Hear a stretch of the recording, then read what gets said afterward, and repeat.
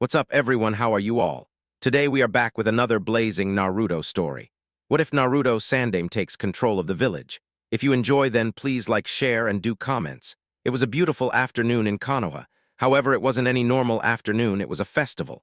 Families joyfully walked down the street, talking to people or buying things from merchants. Everyone is in such a good and happy mood. After all, who wouldn't like celebrating the 4th anniversary of the death of the biggest threat to their village in years, the Kyuubi? Sitting all alone on a swing, some distance away from the festivities, is a small, blonde-haired boy. This was no ordinary boy, though. Oh no, this is the boy whom the Yondaime Hokage sealed the great demon Kyuubi in. Uzumaki Naruto sat there crying by himself. Today was a very hard day for him. He had tried to go to the festival now that Sarutobi Ojiasen said it was all right. He was overjoyed that he was going to finally get to go to a festival. Of course, his joy didn't last long. As soon as he had arrived, people glared at him with those eyes. He couldn't understand why they did this. When one particularly dangerous man growled at him for trying to buy some food, Naruto had attempted to back away from the man. In doing so, he walked right into the legs of an older pink-haired woman. "Get out of here, you demon!" She screamed, kicking him into the ground. He tried to get up, only to get kicked in his stomach, doubling him over. One after another, people came to where he was to shout at him and hit him. "Demon and monster," they shouted. After being kicked for the 100th time and after being hit with the 100th rock, a man broke through the crowd and picked up the bloody and beaten Naruto. Naruto had never felt so grateful than when that man picked him up from the ground. It was not to last, though. As the man reached into Naruto's pocket and pulled out his wallet, he threw Naruto back to the ground. "I hope you've learned your lesson today, demon. Stay away from us and our families," the man sneered. Naruto could only whimper. He had fled as soon as he saw an opening in the crowd. He ran and didn't stop until he got to the swing, which is where he is now, crying his eyes out. Not only was he beaten up and shunned from the festival, but everyone also ignored the fact that it was his 4th birthday today. The only person that seemed to remember was Sarutobi Ojiasen, who gave him an orange jumpsuit and some spending money. Now even those gifts were gone, as his jumpsuit was now torn and covered in blood, and all of his money had been stolen. For the life of him, he couldn't figure out why the village hated him so much. So he did the only thing he knew how. He cried. "Naruto-kun," a soft voice said from in front of Naruto. His electric blue eyes rose to see the old man Hokage himself. "Naruto-kun, what happened?" Sarutobi said, a little shocked that the boy was covered in blood and his clothes were torn. Of course, no injuries were seen anywhere. Such was the great healing power of the Kyuubi. "They wouldn't let me into the festival, and then they took my money and started beating me," Naruto said between sobs. Sarutobi was disgusted. How can the village do this to the poor boy? Isn't it enough that he has the damned Kyuubi eternally sealed to him? "Why are they so mean to me, Ojiasen?" Naruto asked, his blue eyes radiating confusion and pain. "What did I do to them?" His question combined with his tone and face made Sarutobi almost break down and cry right there. "It's nothing you've done, Naruto-kun. You don't deserve anything they do to you." Naruto hugged him when he said that. "Now come on, how about some ramen, my treat?" The Hokage looked down at Naruto, catching a glimpse of pain and hurt in his eyes that disappeared quickly. Naruto gave him a very large grin. "Okay, Ojiasen, but it better be good." Naruto laughed and skipped towards the ramen stand while the Hokage followed. He's so young, and yet he's already covering up his emotions. Hopefully he'll learn to control his emotions rather than covering them up before it affects his mental health. After their ramen, the Hokage took Naruto back to his apartment and dropped him off. "Now, Naruto-kun, if you feel any pain anywhere, be sure to tell your caretaker immediately." Sarutobi instructed the child. "Caretaker?" Naruto looked confused. "I don't have a caretaker," he told the Hokage, whom he thought. "Naruto-kun, what happened to the woman that came here last week?" At this, Naruto's smile faltered and he looked towards the floor. "She locked me in the closet and told me never to come out. I had to climb through the vents to get out." The Hokage looked very angry. Naruto saw this and started trying to apologize. I am so sorry, Ojiasen. I shouldn't have come out of the closet. I'll go be back now," Naruto said, sobbing. The anger on the Hokage's face changed into a look of sadness. "I'm sorry, I wasn't angry at you. Come on now, let's go to bed." And with that, the Hokage put Naruto into bed and left him, determined to find someone to care for him. "Heat," thought the young blonde boy. "What is this heat? It almost feels like I'm on fire." He felt like he was getting warmer every second. Finally, the heat became unbearable. The boy woke to a scene that would haunt him for the rest of his life. Bound and gagged, Naruto looked around his room. The whole thing was on fire. Orange flames licked everything in sight and were sneaking up to his bed. He screamed as loud as he could, only to hear a muffled whimper come out. Panicking, he tried everything he could to move. He struggled to breathe. The smoke was filling his lungs. He knew that if the fire didn't kill him, the smoke would. He closed his eyes and curled up, hoping this was all a dream. The smoke became too thick to breathe. Just before he lost consciousness, he heard someone shout, "Just what the hell is going on?" "What's going on?" Naruto thought as he regained consciousness. He tried to move but found he couldn't. "I can't even open my eyes." "Kakashi," Naruto heard the Hokage say. "Thank you for saving him and bringing him here." "It wasn't a problem, Hokage-sama." Naruto heard another voice, which he assumed was this new person, Kakashi. "I'm only sorry I didn't get there sooner to find out who started it." "I guess there's only one thing we can do for him now. We'll have to take him from the village," the Hokage remorsefully said. Finally, Naruto managed to open his eyes. He looked around the sterile white room and saw two figures. One was the Hokage, and the other one was a tall, silver-haired man with a mask and his forehead protector pulled over one eye. He could only guess that this man was Kakashi. "Ah, Naruto-kun, it's good to see you awake," the Hokage said cheerfully. "Ano, Ojiasan, what happened?" Naruto asked, still shaken from the events. A sad look passed over the Hokage's face. Just as he was about to speak, another voice interrupted. "The villagers tried to kill you, Naruto-kun. They tied you up and set your apartment on fire. I found you put the fire out and brought you here to the hospital," Kakashi said. "Naruto-kun," the Hokage started, "because of my fear for your safety, you will be taken from the village." Naruto tried to argue, proclaiming that he can't leave or he'll never become Hokage. "Don't worry about becoming a strong ninja. You will be taken out of the village to train and will come back to the village when I think it's appropriate. I fear that you will need to be very strong in the future," the Hokage said with a finality ringing in his voice. "Ano, Ojiasan, who will take me?" Naruto asked. The Hokage turned to Kakashi. "I was thinking about calling in Jiraiya to come and take him, but I don't think Jiraiya would agree to it. My next choice would be Tsunade, but no one knows where she is. I don't really know who to get to take him," he said. "Hokage-sama, if it is all right with you, I will take him," Kakashi told him. The Hokage looked taken aback. "Why will I take him? Because I know a little of what it's like," he said. "Also, I feel like I owe it to his father to raise him to be strong." He added in a near-silent whisper only the Hokage could hear. "All right then, Naruto-kun, this is Hate Kakashi. You will spend the next few years training with him outside of our village. He is one of the strongest ninjas in Konoha," the Hokage told him. "Yo," Kakashi said, a smile apparent from the curve on his one viewable eye. "All right," Naruto shouted. "Now I'll definitely become Hokage." "Yes, that's right, Naruto-kun. I'll help you become much stronger than this old man. Personally, I think he's past his prime," Kakashi told him while the Hokage was quickly becoming irritated. "Naruto-kun," the Hokage said, "why don't you get some more rest? Kakashi-san and I have some things to talk about before you leave." Naruto didn't need to be told again. He immediately into a thankfully dreamless sleep, happy that someone was finally recognizing him as being worth their time. Seeing Naruto fall asleep, the Hokage started talking again. "Kakashi, I want you to train him with everything you have. Make him ready for the threats that will come when people find out who his father was. Teach him strategy, history, taijutsu, ninjutsu, and genjutsu.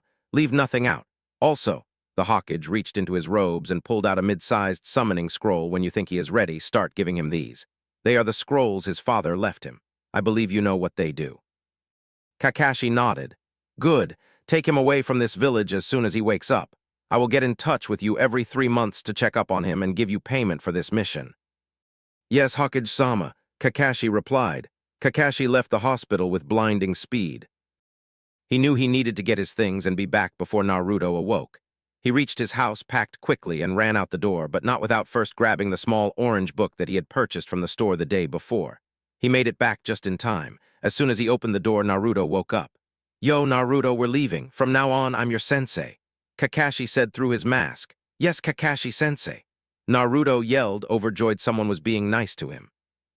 Kakashi walked out the door with Naruto on his heels.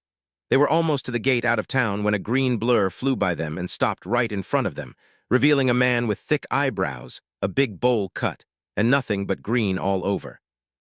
This man, of course, is none other than Konoha's beautiful green beast, Mato Guy. "Kakashi, my eternal rival, is it true that you are leaving the village?" Guy shouted towards Kakashi.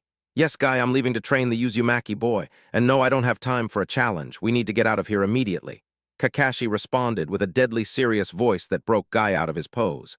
Understood, Kakashi. Will you be training him in taijutsu? Kakashi nodded. Well then, when you decide that you need me to teach him because you've reached your limit. At this, Kakashi pulled out his book. Then tell me, I would be glad to give the boy real taijutsu training. Guy yawned. Did you say something, Guy? Kakashi responded, looking up from the book. Guy just nodded. Very well, Kakashi, you should be off. I do not want to delay you any more than I already have. Take care, my friend. And you? He looked towards Naruto. Listen and do exactly as he says. He knew more about battle when he was 14 than many of our jounins do today. And with that, Guy vanished. Ano, Kakashi-sensei, what did he mean when he said, reached your limit? Naruto asked. Guy is a taijutsu master. He's better than I am and ever will be at it. He expects you to grow much stronger than me in taijutsu, and basically just offered to teach it to you once I'm not suitable to anymore. For Guy to compliment you like that should mean a lot to you. Kakashi responded, a little surprised Naruto had been paying attention to the whole conversation. Anyway, we need to get going. And with that, they left. It's been 2 days since Naruto left the village with Kakashi. So far, Kakashi hasn't taught Naruto anything but Bunshin no Jutsu and basic chakra control. Naruto fared much better than he expected. Kakashi-sensei, Kakashi-sensei, quick, come look. Naruto shouted. Yeah, I'm coming. Kakashi said, putting down his book and walking towards where Naruto's voice came from. When Kakashi got there, he saw exactly what he was hoping for. There on the top of a very tall tree with tens of kunai slashes in it was Naruto. Good job, Naruto. Now reinforce your legs with chakra and jump down. Okay, Naruto said, focusing his chakra in his legs. Here I come. With that said, he jumped down from the tree at an insane speed. Kakashi didn't notice what happened until it was too late. Geez, this kid has too much chakra to control. Kakashi thought as he walked over to extract an unconscious Naruto from a newly formed crater. It's going to take a lot of work to get him able to control it all. Kakashi-sensei, the newly awoken Naruto asked, searching the campsite for his teacher. I'm right here, Naruto, said a voice from Naruto's left. Okay, what did I do wrong? You said to reinforce my legs with chakra and jump. I did that and that's the last thing I remember. Naruto scratched the back of his head. Why does my head hurt? You put way too much chakra into it, Kakashi explained. You increased the strength of your jump, making yourself shoot straight into the ground. You happen to land right on your head. That's why it hurts so bad. Oh, okay. Naruto looked a bit sad that he had made that mistake. Thank you, Kakashi-sensei. At least you made it to the top of the tree. Kakashi looked proud. I don't know many kids your age that can do that. Oh no, Kakashi-sensei, is there any better way to practice chakra control? I climbed up and down that tree a bunch. It was way too easy. Yes, there are a few other ways. We'll get to them later. Kakashi said as he took out some fruit. Here, eat this. But Kakashi-sensei, I don't want to eat that. I want ramen. Kakashi just stared at the boy unbelievably. Do you eat anything other than ramen, Naruto? Nope, Naruto said cheerfully. It's the only thing I can afford. He said, a twinge of despair going through his voice. Well then, when we get into town, you can have some ramen. We're only about a day away. Until then, Kakashi threw 3 apples to Naruto. Eat these. They'll make you stronger. Kakashi wouldn't realize the mistake he had made by saying that until, in the span of 5 minutes, his whole bag full of apples had been eaten, almost homicidally. Yum, you were right, Kakashi-sensei. I feel better already. Good, now go to sleep. We're leaving early tomorrow morning, so be ready to get up. With that, Kakashi jumped to a tree and fell back into reading position, book and all. Naruto, wake up. Kakashi said to the sleeping boy on the ground, flashback to the night before. It had been a rough night for Kakashi. At first, everything was fine.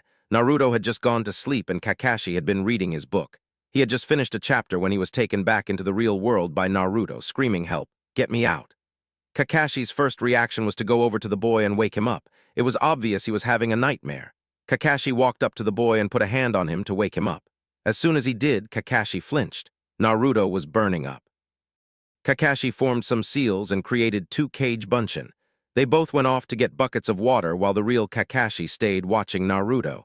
A few minutes passed, and Naruto was getting hotter and hotter. His twitching became more erratic, and he was shouting for someone to save him. That's when Kakashi realized what was going on. He was traumatized by the attack. I should have known this was what's going on. It all makes sense now. The 2 cage bunshin came back with the water. Kakashi soaked some rags in the water and put them on Naruto's head. Soon, Naruto started to cool down and completely stopped his twitching. Kakashi checked his temperature and fortunately noticed it was normal. Unfortunately, dawn had just broken. It looked like Kakashi didn't get any sleep at all. End flashback. Naruto, this is the last time I'm going to say it. Get up. Kakashi sighed. It looked like there was no other way to do it. Cage Bunshin, he said. The Cage Bunshin quickly ran off with an empty bucket. He came back a moment later with a full one. Okay, I warned you. The Bunshin threw all the water right onto the sleeping Naruto. Ch. Cold, cold, cold. Naruto shouted. It wasn't until he stopped running around that he noticed there were two Kakashis. Sensei, why are there two of you? It's not a regular Bunshin because it's holding a bucket. How'd you do that? Kakashi smiled. His student was much more observant than he had been led to believe. It's called Cage Bunshin, Naruto. It's a Jounin-level Kinjutsu that creates a real copy of you, not just an image. Naruto was amazed at the clone and walked up to inspect it. He was even further amazed when he poked it and found that it was solid. And before you ask, yes, I will teach it to you, but not right now. Pack up, we're leaving. Naruto was overjoyed that he would get to learn such a cool technique. He dashed off to pack up his sleeping bag and catch up to Kakashi. So we get to go to a town today, Kakashi-sensei. Yup, and when we get there, I've got a big surprise for you. Kakashi said with a smirk. A surprise, boy. Naruto took off in the direction they were walking. Naruto, wait. Kakashi's words came too late. Naruto was already out of his view. I was just getting water at this stream. The town's the other way, Baka. It was early evening by the time they arrived at a bridge in front of the town. Naruto, I have to go take care of some things and see some people. I'll be back in a few hours. Until then, learn to walk on water. Naruto gave Kakashi a confused look. All you have to do is continuously release the right amount of chakra into the water. That way you'll stand on it just fine. Kakashi sighed. Even after the explanation, Naruto still looked confused. Watch. Kakashi stepped out onto the water. Oh, that's what you mean. Naruto said, okay, Kakashi-sensei, I'll see you later. As Kakashi walked away, he heard a large splash behind him and just smiled. Naruto, on the other hand, was more than a little annoyed at walking on water. No matter what he did, he just couldn't seem to stay up. What am I doing wrong? Let's see. Step 1, mold chakra at bottom of feet. He did so and a blue glow appeared from his feet. Step 2, keep it constant. The glow continued. Step 3, step out on the water. He stepped out and felt tension on the surface. Got one foot on, but as soon as he lifted the other foot off the ground, he fell face first into the water. Damn, why isn't this working? He shouted. Just then a picture flashed into Naruto's mind. It was Kakashi-sensei walking on the water's surface. It looked exactly like it did before, except now, when Naruto focused, he saw something very different. He looked closely at the picture in his mind and was able to see the way Kakashi-sensei's chakra was molded and how it was used. Oh. I see now. I have to keep pushing chakra out. Naruto stood up again and gathered chakra at his feet. Crossing his fingers, he slowly stepped out onto the water, remembering to do exactly what Kakashi-sensei had done and constantly push it out. He tried and focused all he could until both feet were on the water. He was doing it. Naruto remembered the point of doing this, though. It was supposed to help his chakra control. He decided that before he would try to walk around on the water, he would try just to stay on top for an hour. Hey, Naruto said after his hour was up. This is really easy. Now all I have left to do is try moving and jumping, he thought ecstatically. Slowly, he started walking across the water. Feeling that this was really easy, he decided to quicken the pace. Soon he was at a full-out run. He even tried jumping and altering his chakra output. It seemed that the hour of concentration had done its work. Naruto spent the whole night having fun with his new chakra trick. It was noon the next day before Kakashi came back to the bridge over the water Naruto had been practicing on. Much to his surprise, Naruto was awake and trying a type of chakra control Kakashi was saving until later, climbing a tree using only palms. So Naruto, did you figure out how to walk on water? Kakashi asked. Yes, Kakashi-sensei, I can probably do it better than you now. Naruto cheerfully shouted. Oh, really? Kakashi grabbed Naruto and threw him off of the bridge and straight towards the water. He was very surprised to see Naruto flip himself in the air and land on top of the water. The surprise he got from that, however, paled in comparison to what came next. Using the force applied to the surface tension of the water, Naruto decided to show Kakashi up and jump straight back towards him like a rocket. Just as Naruto was about to fly too high and go over the bridge, he reached out and tapped the bridge with a chakra-molded hand. flipping him onto the bridge like it was nothing. Okay, since I think you've gotten the hang of basic chakra control, Naruto frowned at the way he said basic. I think it's time I showed you how you'll be training from now on. Kakashi pulled out a scroll, cut his thumb, and dragged his blood across the scroll. Ninpo, Kuchios no Jutsu, he said. In front of him now were two big boxes. Okay, Naruto, now I know you're not going to be happy with it at first, but quite frankly, I don't care. This is the fastest way to get you the strongest possible. These are, Kakashi opened the first box. A weighted vest and arm and leg weight holders, try them on. Naruto did, and surprisingly enough, they fit. Oh no, Kakashi-sensei, I thought you said these were weighted. They will be, that's what this other box is for. Kakashi opened it up. Okay, this is the last time I will be telling you how much weight you have on. If you want to know after this, count it up yourself. First off, 25 pounds for your vest. Kakashi handed him the flexible weights. Put these in. Second, 15 pounds for each arm. Kakashi handed him two more flexible weights. Put them in too. Lastly, 20 pounds for each of your legs. Kakashi handed them to a very unhappy-looking Naruto. Put them on too. Now you have 95 pounds of weight on. Does that seem like too much? Naruto gave Kakashi a death glare. I only weigh 75 pounds by myself. I'm carrying more than double my weight. How do you expect me to move? Slowly was Kakashi's only word. Naruto grunted but complied anyway. 2 months pass. Naruto and Kakashi are still at the small town. Okay, Naruto, stop running for a minute and come here. Naruto stopped his laps and came back to where Kakashi was sitting. You've been training with weights for 2 months now, right? Now I know you're upset that I keep increasing your weight. Do you think it's helping? Naruto nodded. Good. Tell me, how much are you wearing right now? Let's see, 60 pounds in my vest, 25 per arm and 40 per leg. That's holy crap. I'm wearing 190 pounds. Naruto looked shocked. It certainly hadn't felt like that much to him. Yes, you are wearing 190 pounds. Now I know you also don't like how the weights are so obvious. So now I give you an option. When I was getting your weights made, I also got 2 cloaks made for you. One is black and the other is white. You can wear one of these to cover up all the weights you're wearing. So I have to choose which one I want to wear. Naruto asked before Kakashi could finish.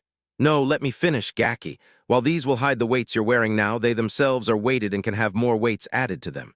If I let you wear one of them, I'm putting an extra 100 pounds into them, and you can't complain or ask me to take the cloak back at all. Understood? Naruto nodded. Good, now what do you want to do? Naruto thought for a moment. If I take the cloak, it means I'd have to walk around 100 pounds heavier. But that also means I'll get stronger quicker, and it hides all these damn weights. I really hope this is the right choice. Okay, Kakashi-sensei, give me the black cloak. Kakashi cracked a smile. He knew Naruto would choose it. Good then, Naruto, like your new cloak. Naruto, as hard as it was, shrugged. Good, no, give me 20 more laps, 100 more push-ups, and then run on top of the river for an hour. Bye. Naruto just grunted at the daunting and evil task that lay ahead of him. He could only manage 3 words which possessed more truth than he knew at that point. Slave, driving pervert. Hey, nice to see you up on time. Kakashi said cheerfully. Naruto just scowled at him. It was close to 4 in the morning. Why did I have to get up this early, Kakashi-sensei?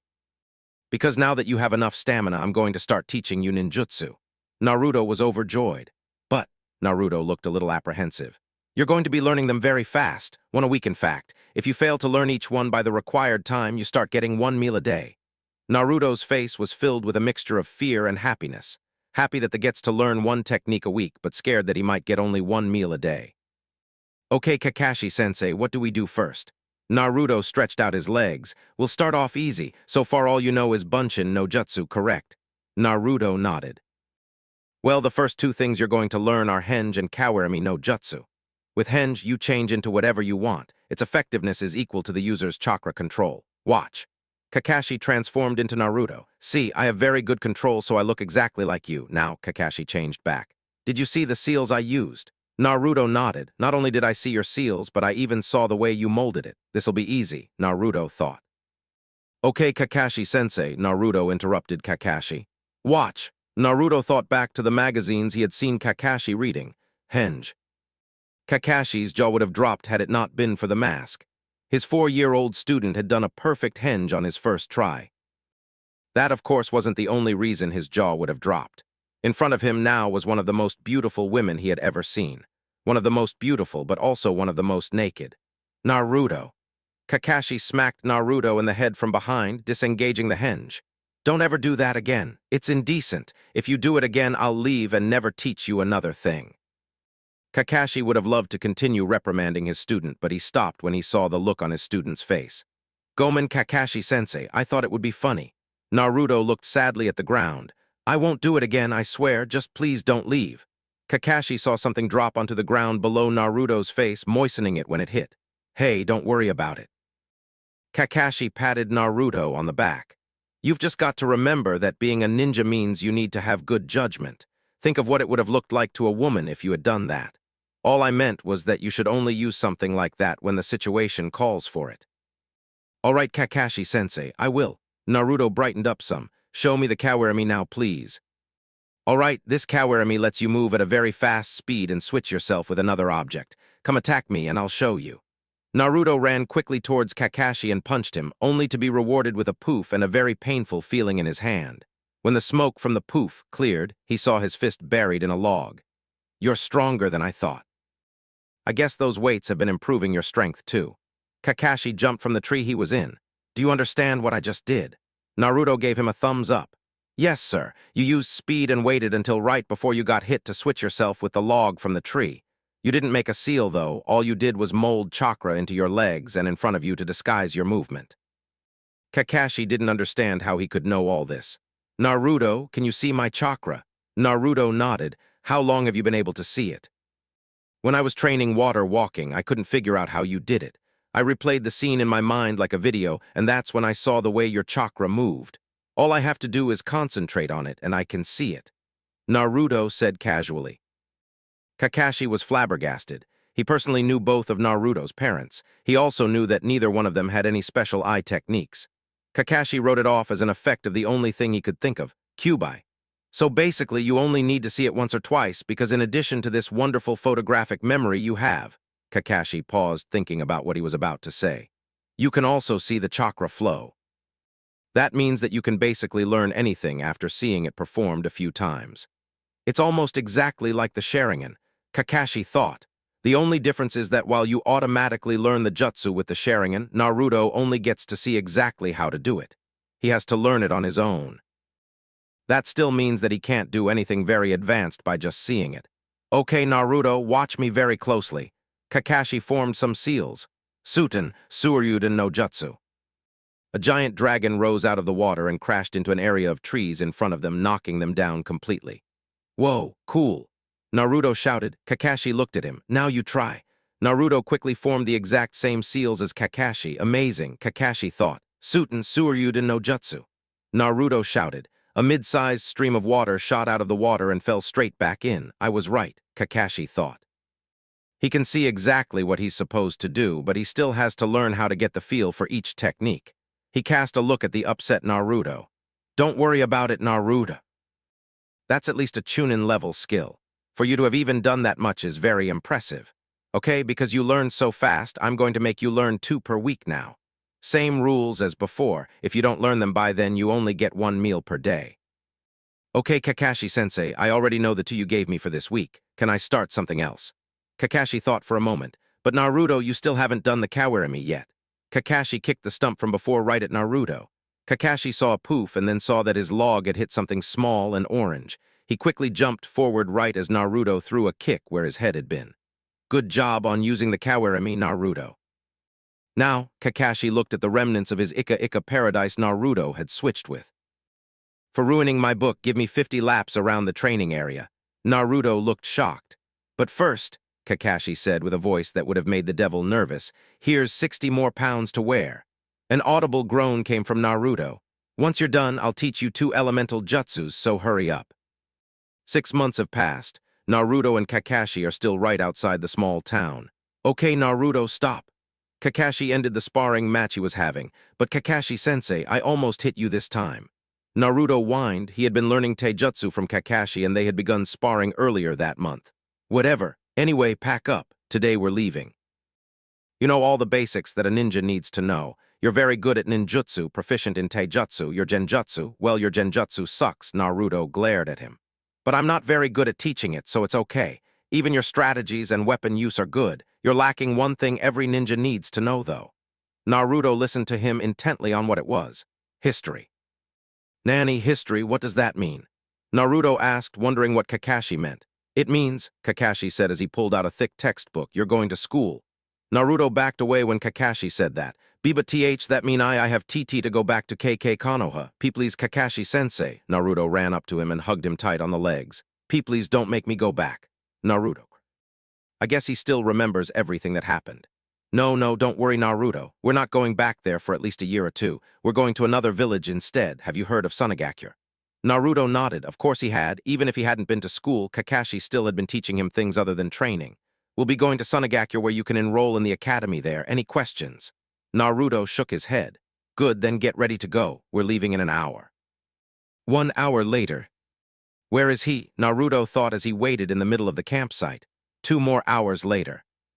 Yo, Kakashi said, walking up to Naruto with a large sack behind him. Kakashi-sensei, you're late. I was starting to think you forgot about me. Kakashi smiled and pulled the large sack out that he'd been carrying. I thought you wouldn't mind waiting when you saw what I got for you. Kakashi opened up the bag. It was filled to the brim with ramen. They don't have ramen in Sunagakure, so I figured I'd get you some. Yeah, ramen. Okay, Kakashi-sensei, let's go. 5 days later, at the outskirts of Sunagakure. Kakashi-sensei, what are you doing? Naruto asked Kakashi. Kakashi was tying a message to a hawk. I'm sending a letter, Naruto. No, Kakashi-sensei, what's the letter for? It's to ask the Kazekage for permission to enter Sunagakure. Why do we have to do that? Kakashi's face visibly darkened. Because there are some people in this village who knew of my father, and I do not wish to be attacked because of who he is. Naruto looked unhappy about unwittingly hurting Kakashi. Any more questions, Naruto? Naruto just shook his head. Good, we should know by nightfall if we can enter or not. From now on, don't use any jutsu other than Bunshin, Henge, Kawarami, and your Futon attacks. I suspect you'll get to learn quite a few of Suna's native skills here. The same goes for other villages unless I tell you otherwise. Only use skills native to that area. Got it. Yes, Kakashi-sensei, what do I train in then? For the next 6 months we're here, you will be training in taijutsu, and whatever the Sunanin are willing to teach you. Your 2 jutsu per week rule is no longer in effect. Even though it wasn't really necessary, damn, this kid learns fast. Kakashi looked at cloaked Naruto. I also think that for the duration of our stay, you should wear the white cloak instead of the black one. It gets really hot around here. Naruto swapped out his black cloak for a white one. No, Kakashi-sensei. Can you train me in taijutsu right now? Kakashi thought about it for a minute. Okay, but don't use any ninjutsu at all and don't take off any of your weights. Yes, Kakashi-sensei. Naruto got into a ready stance. Kakashi also got into a ready stance. Even though the boy was only 4.5 years old, and his taijutsu wasn't anything special, his speed combined with his strength still made it a little bit dangerous if Kakashi wasn't careful. The speed and strength weren't the only thing that could put Kakashi on edge, though. The boy was completely random and unpredictable in his attacks. To Naruto, this was both a blessing and a curse. It was a blessing in that his opponent couldn't read any of his attack patterns. It was a curse because neither could he, and half the time he couldn't even execute a second attack after his first. He was so unpredictable he couldn't predict what he was going to do himself. Kakashi decided that if Naruto could gather his mind up during combat, even with his current size and age, he could be a fairly good taijutsu fighter. Of course, that's a big if. Naruto quickly ran up to Kakashi and kicked his right leg towards Kakashi's face. Kakashi quickly blocked it and grabbed onto Naruto's leg, planning on throwing him away. Naruto, sensing what was about to happen, twisted his body around and brought his left leg towards Kakashi's chest. Kakashi grabbed Naruto's other leg and threw him a good 40 feet away from him. Hands springing back onto his feet, Naruto waited. This was how they fought. One would go on the offensive while the other one blocked. As soon as one backs away or is thrown away, as in Naruto's case, they go on the defensive. Kakashi jumped straight up into the setting sun, letting the bright star hide his position. Naruto stayed still in the middle, trying to look in the direction Kakashi leapt to. It was then that he heard the sound of metal cutting through the air and the words, Kage Shuriken no Jutsu. Shit, Naruto thought as he heard the number of shuriken increase exponentially. He quickly jumped away from the spot he had been standing at, only to see it turn into a pincushion. That wasn't the end of Kakashi's shuriken, though. Two smaller waves came directly at Naruto. He pulled out a kunai and blocked the first wave. He ducked under the second wave and in a whirl of emotion managed to grab 20 of the shuriken thrown at him. Quickly thinking, he threw 18 of them and his kunai back in the direction they came from and pocketed the other two. Bad move, Naruto. Kakashi's creepy voice came from a tree behind Naruto. Throwing your only weapon, tusk, I thought I taught you better. Gotcha, Naruto yelled, turning around and throwing the shuriken straight at Kakashi. Not to be outclassed by a 4-year-old, Kakashi quickly caught the shuriken. Bad move, Kakashi, thought Kakashi when he realized what Naruto was planning. Kakashi dropped the shuriken and jumped away so he could avoid the blast of the explosive notes the boy had sneakily placed on the shuriken. It wasn't until then that he realized the true extent of the boy's planning. Kakashi made a mid-air twist to avoid the kick Naruto had aimed at him. He had avoided the kick, but Naruto punched with it so fast that Kakashi, disoriented from the sequence of attack from the young boy, barely blocked. The force of the block took him straight to the ground while Naruto kept going up. You did some good planning, Naruto, but it's over now. Kakashi jumped up and delivered a strong kick to Naruto's midsection, flinging him into a tree. Most onlookers, if there had been any, would have been horrified to see a young man knock a child into a tree with such force. Kakashi wasn't worried, however. He had seen how quickly and well the Kyuubi could heal Naruto. When Naruto asked why he could heal so fast, Kakashi, like any older relative, told him that he was special. Just because he was special did not mean that he couldn't go unconscious at times when he experienced extreme head trauma. This was one of those times. About an hour later, outskirts of Sunagakure. That smell, I love that smell. That smell can only be one thing. Ramen, Naruto yelled as he woke up. Ah, good to see you're awake, Naruto. He looked around and saw Kakashi sitting by a campfire. Ah no, Kakashi-sensei, I lost, right? Kakashi nodded. Then why are we having ramen? Because, Kakashi said as he poured Naruto a bowl. You did excellent in our match today. Your planning was excellent. Your attacks were fair. Even your defense kept you protected until the end of the match. The way you let me see you put the 2 shuriken in your pocket honestly made me believe that you had done it on accident. Once you had caught me off guard with the explosive tags, you kept me off guard with that kick. If I had realized it a split second later, you probably would have hit me. I think that calls for ramen. All right, Naruto had never received so much praise. He was overjoyed. The two sat in silence for about an hour eating their ramen. Darkness was pushing the final bit of the sun from the sky and the stars were becoming more and more apparent. Naruto plopped down on his back, staring up at night sky. Ah no, Kakashi-sensei. Kakashi replied. He too was on his back. Who were my parents? This was one of the questions Kakashi had been fearing since he took the boy in. He didn't want to lie to Naruto, but there was no way in hell he was going to tell him that his father was the Yondaime Hokage. He carefully thought and formulated his response. Your mother was a wonderful woman. She was a ninja from a small village on an island south of the Fire Country. She came to Konoha as a medical ninja when she was very young and assisted in running the hospitals. Well, it's mostly true. Kakashi thought. Naruto was hanging on every word Kakashi said. Your father was a great hero of Konoha. He personally saved my life on many occasions. He did many great things for the village to help it prosper. Again, mostly true, just a few important details left out. It sounds like they were great people. Naruto's eyes grew a little sad. Yes, there were wonderful people. Kakashi agreed. If that's true, Naruto turned to look at him sadly. Kakashi knew what was coming next and prayed that he was wrong. Why do people hate me so much? This was the other question Kakashi had been fearing. He couldn't outright tell the boy he was the container for the Demon Lord Kyuubi.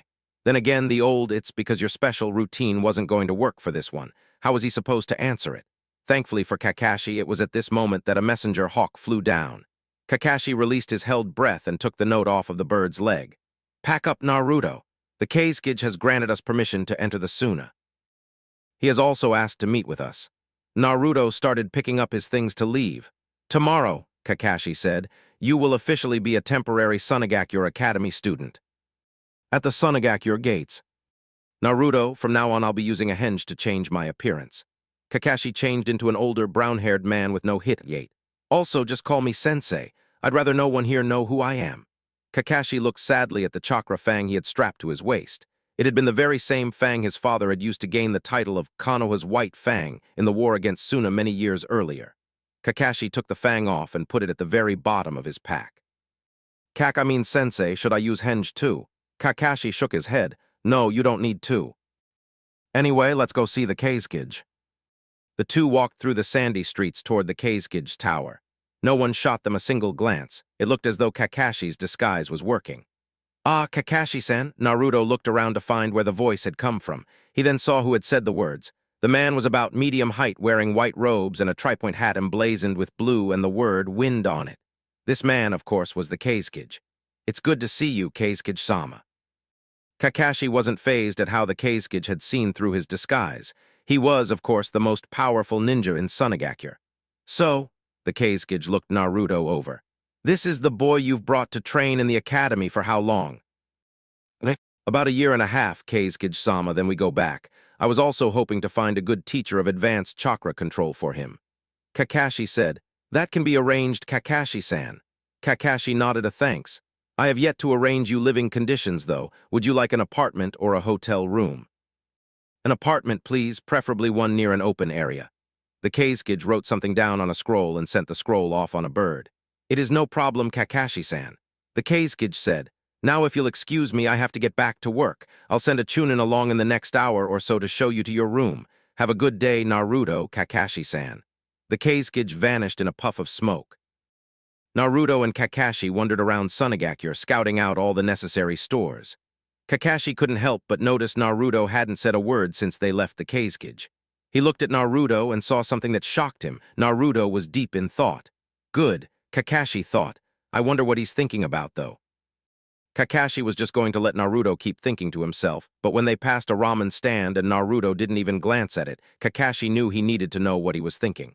Naruto, Kakashi said softly. Naruto didn't say anything.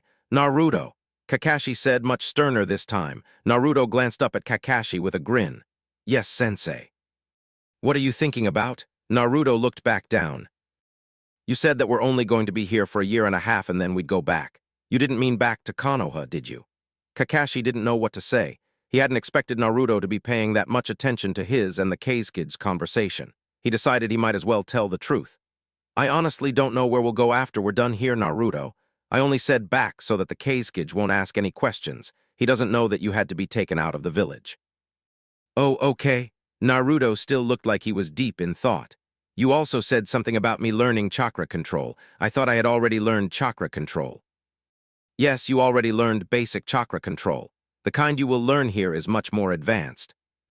You will need to have near-perfect control for what I'm planning on training you. Naruto looked up at Kakashi with an amazed face. Really? What are you going to teach me? Kakashi chuckled in amusement. You'll find out once you're done with the advanced control training. I promise it'll be worth the wait. Okay, Naruto then noticed what they had passed. Sensei, can we get ramen? That's better, Kakashi smirked. Sure, but afterwards you have to run 3 times around all of Suna. Okay, but let's go now. This is your new apartment, sir. The young Chunin escorted Kakashi and Naruto up to a very nice and large apartment complex. This is a new establishment, and as far as I know, only one other apartment is currently occupied. That room, he pointed about 35 yards away from where they were standing, is being used by Kazekage-sama's daughter, his eldest son, and their caretaker.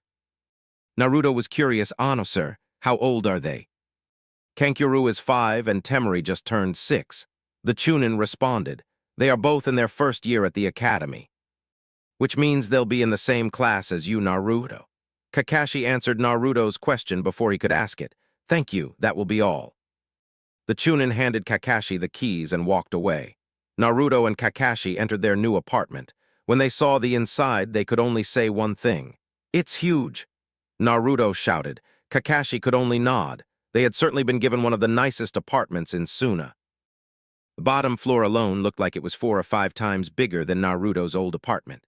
All along the walls there were statues or decorative vases. Paintings were hung all over the wall. The kitchen had every appliance known to man. The bottom floor mainly comprised of the kitchen, a central room, 1 bedroom, a library, an entryway, and a small parlor. In the central room, there was a large set of stairs leading up to the second floor. The second floor wasn't decorated as elaborately as the first. There were statues, but they were much fewer in number and there were no vases at all. This floor looked to be more practical than the other. There were 2 bedrooms, a workout room, a bathroom, a large balcony, and a set of stairs. One of the bedrooms was connected to the roof of the first floor outside. The roof stretched all the way to where the Kazekid's family was. The stairs led up to the roof, where Kakashi and Naruto noticed that right behind them was a very large, open field of sand. It was the perfect training area. They decided to both sleep upstairs. Naruto would get the bedroom with the balcony, and Kakashi would get the other one. Naruto! Naruto heard Kakashi's voice from across the hall. Unpack later. We're going to go find someone who can teach you chakra control. Naruto quickly hurried out the door and met up with Kakashi. Follow me. Naruto did. After walking for about 10 minutes, Kakashi finally spoke up. Ah, here we are. They arrived at a medium-sized house. Kakashi knocked at the door. Chiyo-sama, Chiyo-sama, are you home? An older lady opened the door with a dish and a rag in her hand. Who asks? Oh, she dropped the dish. Konoha's white fang. SHH? Kakashi tried to quiet her down, though he was still annoyed that now 2 people had seen through his henge. Please, Chiyo-sama, may we come in? Chiyo could only open the door dumbfounded. She had heard that years ago Konoha's white fang had taken his own life. Yet now, right before her, although in henge, stood the spitting image of the man once she saw through the disguise. Once Naruto and Kakashi had gone in and Chiyo had closed the door, Kakashi took off his henge. Kakashi then decided to set things right. Chiyo-sama, I am not the White Fang. That was my father. I am Hatake Kakashi. Okay. What can I do for you then, Kakashi-san?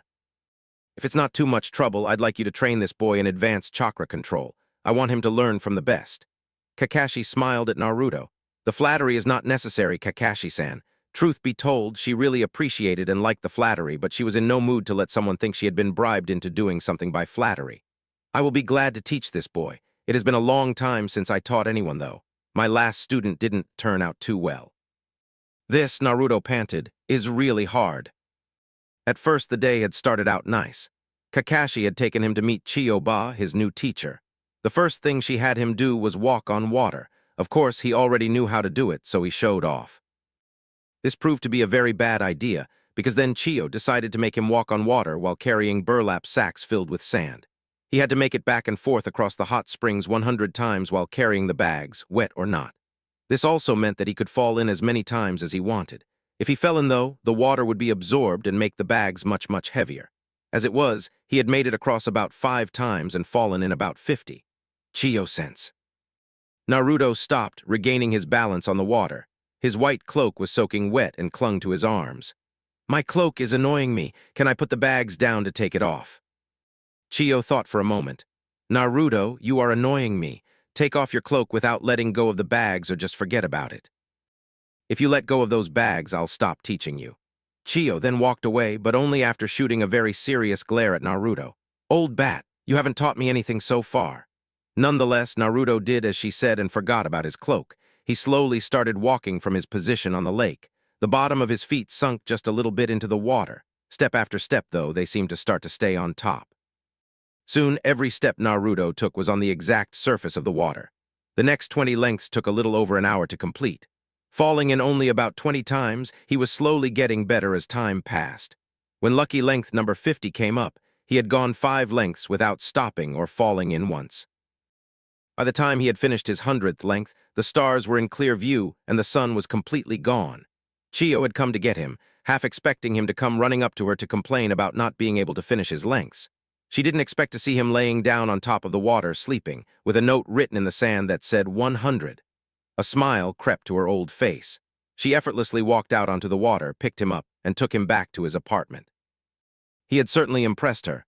Kakashi heard a knock at his apartment door. Quickly, he rushed to it. It wasn't so much that he was worried about Naruto. After all, Naruto did have one of the strongest ninjas in the sand teaching him advanced, extremely tiring, and what could be potentially dangerous or threatening chakra exercises. Okay, so he was worried about Naruto. He opened the door expecting to see an annoyed-looking Naruto. Instead, he saw Chiyo holding a fast-asleep Naruto in her arms. Chiyo-sama, what happened? Chiyo handed Naruto to Kakashi. He completed the exercise I told him to do. I didn't really expect him to be able to do it, but he finished the whole thing in just 11 hours. Kakashi didn't know what the exercise had been, but he assumed it must have been really tiring to make Naruto fall asleep. Chiyo-sama, how long has he been asleep? Usually, it only takes him a few hours to recover. Only about an hour. Now, Chiyo handed Kakashi a small blue pill. When he wakes up, immediately give him this, then have him eat. I'll be leaving now.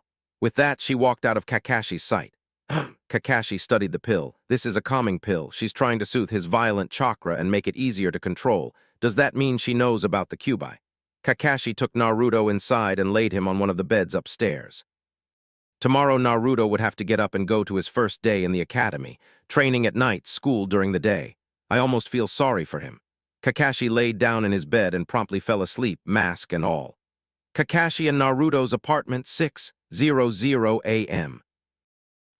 Kuchiyos no Jutsu, Kakashi dropped the scroll as a large gong appeared in front of him. He decided if Naruto wouldn't wake up when his alarm went off, Kakashi would make him a new one. Naruto, last warning, get up. No response. Fine. Kakashi struck the gong hard. Naruto stirred. He opened one bleary eye as if unfazed by the loud sound of the gong. He groggily asked Kakashi, Kakashi-sensei, what do you need? Kakashi almost laughed his head off at the boy's antics. It's time to get up. You start at the academy today, remember? Naruto nodded sleepily. Good, then get up and come eat breakfast. Naruto got dressed and went downstairs to get breakfast. Kakashi was there, reading his little orange book, which he bought with Naruto's money as payback for ruining his first one with a pot of ramen on the stove. Next to Kakashi, a small pile of books lie on the ground. Ah no, Kakashi-sensei. Kakashi looked up from his book. When do I have to be at the academy? 8 o'clock, Naruto. Now eat some ramen and take this pill. Kakashi threw him the calming pill. Chiyo-sama instructed me to get you to take that with your breakfast this morning. Naruto slowly ate his breakfast and took the pill. He looked at the clock and saw that it read 7:15. Isn't it time to leave yet, Kakashi-sensei? Throughout the whole morning, Kakashi hadn't moved. The only thing he'd done that made anyone certain he wasn't sleeping was that he would occasionally turn a page of his book. He had never noticed the time. Yeah, I think it's time you got going. You should probably have time to meet some of your classmates beforehand, too. Kakashi grabbed the books off the floor, put them in a small pack, handed them to Naruto, gave him a map of Sunagakure with their location and the location of the academy penciled in, pushed him out the door and told him to have a good day at school. Naruto stood outside the door dumbfounded. Did his sensei actually just push him out of the house? He carefully studied the map Kakashi gave him. What kind of map is this? It's just a sheet of paper with the academy and the apartment on it, and a few line-like streets. How the heck do I get there without any street names? It was about at this time that he noticed the slightly older girl looking at him from outside a different apartment door about 100 feet away. She was about 6 and had an odd style in her sand blonde hair. Naruto remembered the Chunin saying something about other academy students living in the complex. She walked up to him in curiosity. She had never seen someone with such bright blonde hair. He couldn't be from Suna. Hi. She said to him, my name's Temari, what's yours? Naruto looked a little shocked. No one had ever willingly walked up to him and made conversation, much less asked his name. My name's Naruto. He was studying the girl closely, making sure she wasn't going to try and hurt him. Well, Naruto, she started to speak, and Naruto's worries seemed to melt away with her voice. Are you an academy student? Is today your first day? He nodded to her. Yes, it is, but I can't figure out how to get to the academy. She snatched the map from his hands. Temari looked at the map and crumpled it up. I'm a student there too. You can come with me. Thanks, Temari-san. Temari looked oddly at the younger boy. Temari is fine, Naruto. After all, we're friends, right? Naruto thought this was a dream come true. He hadn't even been on his own for 5 minutes and he had already made a friend and was going to get to the academy on time. So, Naruto, are you from Suna? Temari asked Naruto as they walked towards the academy. Since she had first seen Naruto's hair, she had wondered about where he was from. If that hadn't made her curious, the sheer depth of his blue eyes captivated her as well. No, I'm from Konohagakure no Sato. My sensei took me out to train around the world. Naruto didn't like keeping the truth from his new friend, but he trusted Kakashi much more than anyone in the world, perhaps even more than Sandaime Hokage himself. Well, that's cool. I've never been out of Suna, but my dad said it's really pretty out there. Naruto just nodded. He didn't really want to think about Konoha. Temari, who's your dad? The question came as a small shock to Temari. Everyone in the village knew she was the Kasuke's daughter. Then she remembered that Naruto wasn't from the village. He's the Kasuke. She had expected Naruto's jaw to drop, or there to be at least some kind of excitement. Heck, she had people serve her because of her position before. It seemed like whenever she met anyone they treated her differently. She had suspected no less of Naruto when she told him, but had hoped he wouldn't start sucking up to her. She hated how she was treated just because she was the daughter of the Kazekage. Oh, a light lit up in Naruto's head. That's right. That Chunin said that the Kazekage kids lived next to us. That's pretty cool, Temari. Temari's fears drained away. Naruto's expression didn't change much, nor did his tone. It seemed like he didn't really care. Don't you have a brother, too? Temari thought for a second. Her father had told her not to tell anyone about Ga. She knew Naruto could only mean Kankuro, but nonetheless she still paused before she answered. Yup, I do. His name's Kankuro and he's stupid. Naruto laughed. You'll meet him at the academy. If he gives you a hard time, just tell me and I'll beat him up. Naruto laughed even harder. They walked and talked for a little bit longer, each talking about their likes, which consisted of a very long ramen description from Naruto, dislikes, which evoked a long rant from Temari about Kankuro, hobbies, and dreams. Soon they arrived at the academy. Okay, Naruto-kun, we're here. Naruto looked inquisitively at the girl from the sudden addition of kun to his name. It wasn't that he disliked it, it was more that no one other than Kakashi or Sarutobi Ojiasen had ever called him it. Thanks, Temari. Temari frowned a little bit. She had expected him to call her Temari-chan. It didn't bother her that much, though, because one look into his eyes and she knew that it wasn't because he felt uneasy at calling the Kazekige's daughter Chan. It was something else. Our classroom's this way. She motioned in the direction she was about to walk. Come on. Actually, I'm supposed to go find the teacher first. Do you know where he is? Temari pointed at a door. That's his office. She looked over to a large crowd of kids walking towards her. I've got to go now, Naruto-kun. My friends are probably going to want to talk. See you in class. Temari turned around and walked toward the classroom as a mass of students started surrounding her. Naruto thought that she must be really popular. He turned and walked into the teacher's office. Good morning, class. The academy teacher said, I'm Inori-sensei, for those of you who might have forgotten. He spoke with a smile consistently. It was like he was a jovial person. Today we have someone new in our class. He isn't from this village, but he has moved into Sunagakure for the time being and will be attending class from now on. His name is, he motioned for Naruto to come and Uzumaki Naruto. Nice to meet you, everybody. Naruto responded politely. Inori-sensei. A loud voice came from the student body. How can a shrimp like him be in the academy already? He's gotta be too young. Be nice, Kankuro. After all, you're a year younger than everyone else in here. Inori reprimanded Kankuro, very even-tempered. Now then, Naruto. Naruto looked up. Why don't you go find a seat? Naruto looked around to find Temari. He found her but was disappointed when there were no empty seats around her. In fact, it seemed like the only empty seat was next to that Kankuro guy. Wait a minute, isn't Kankuro the name of Temari's brother?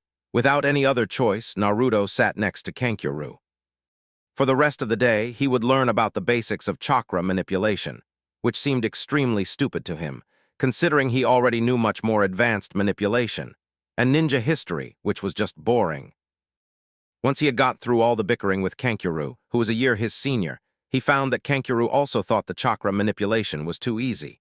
They talked about what they knew and started forming what can even be called a friendship, although they seemed to be bragging to each other more than anything. Naruto felt wonderful. He had never been able to be a kid.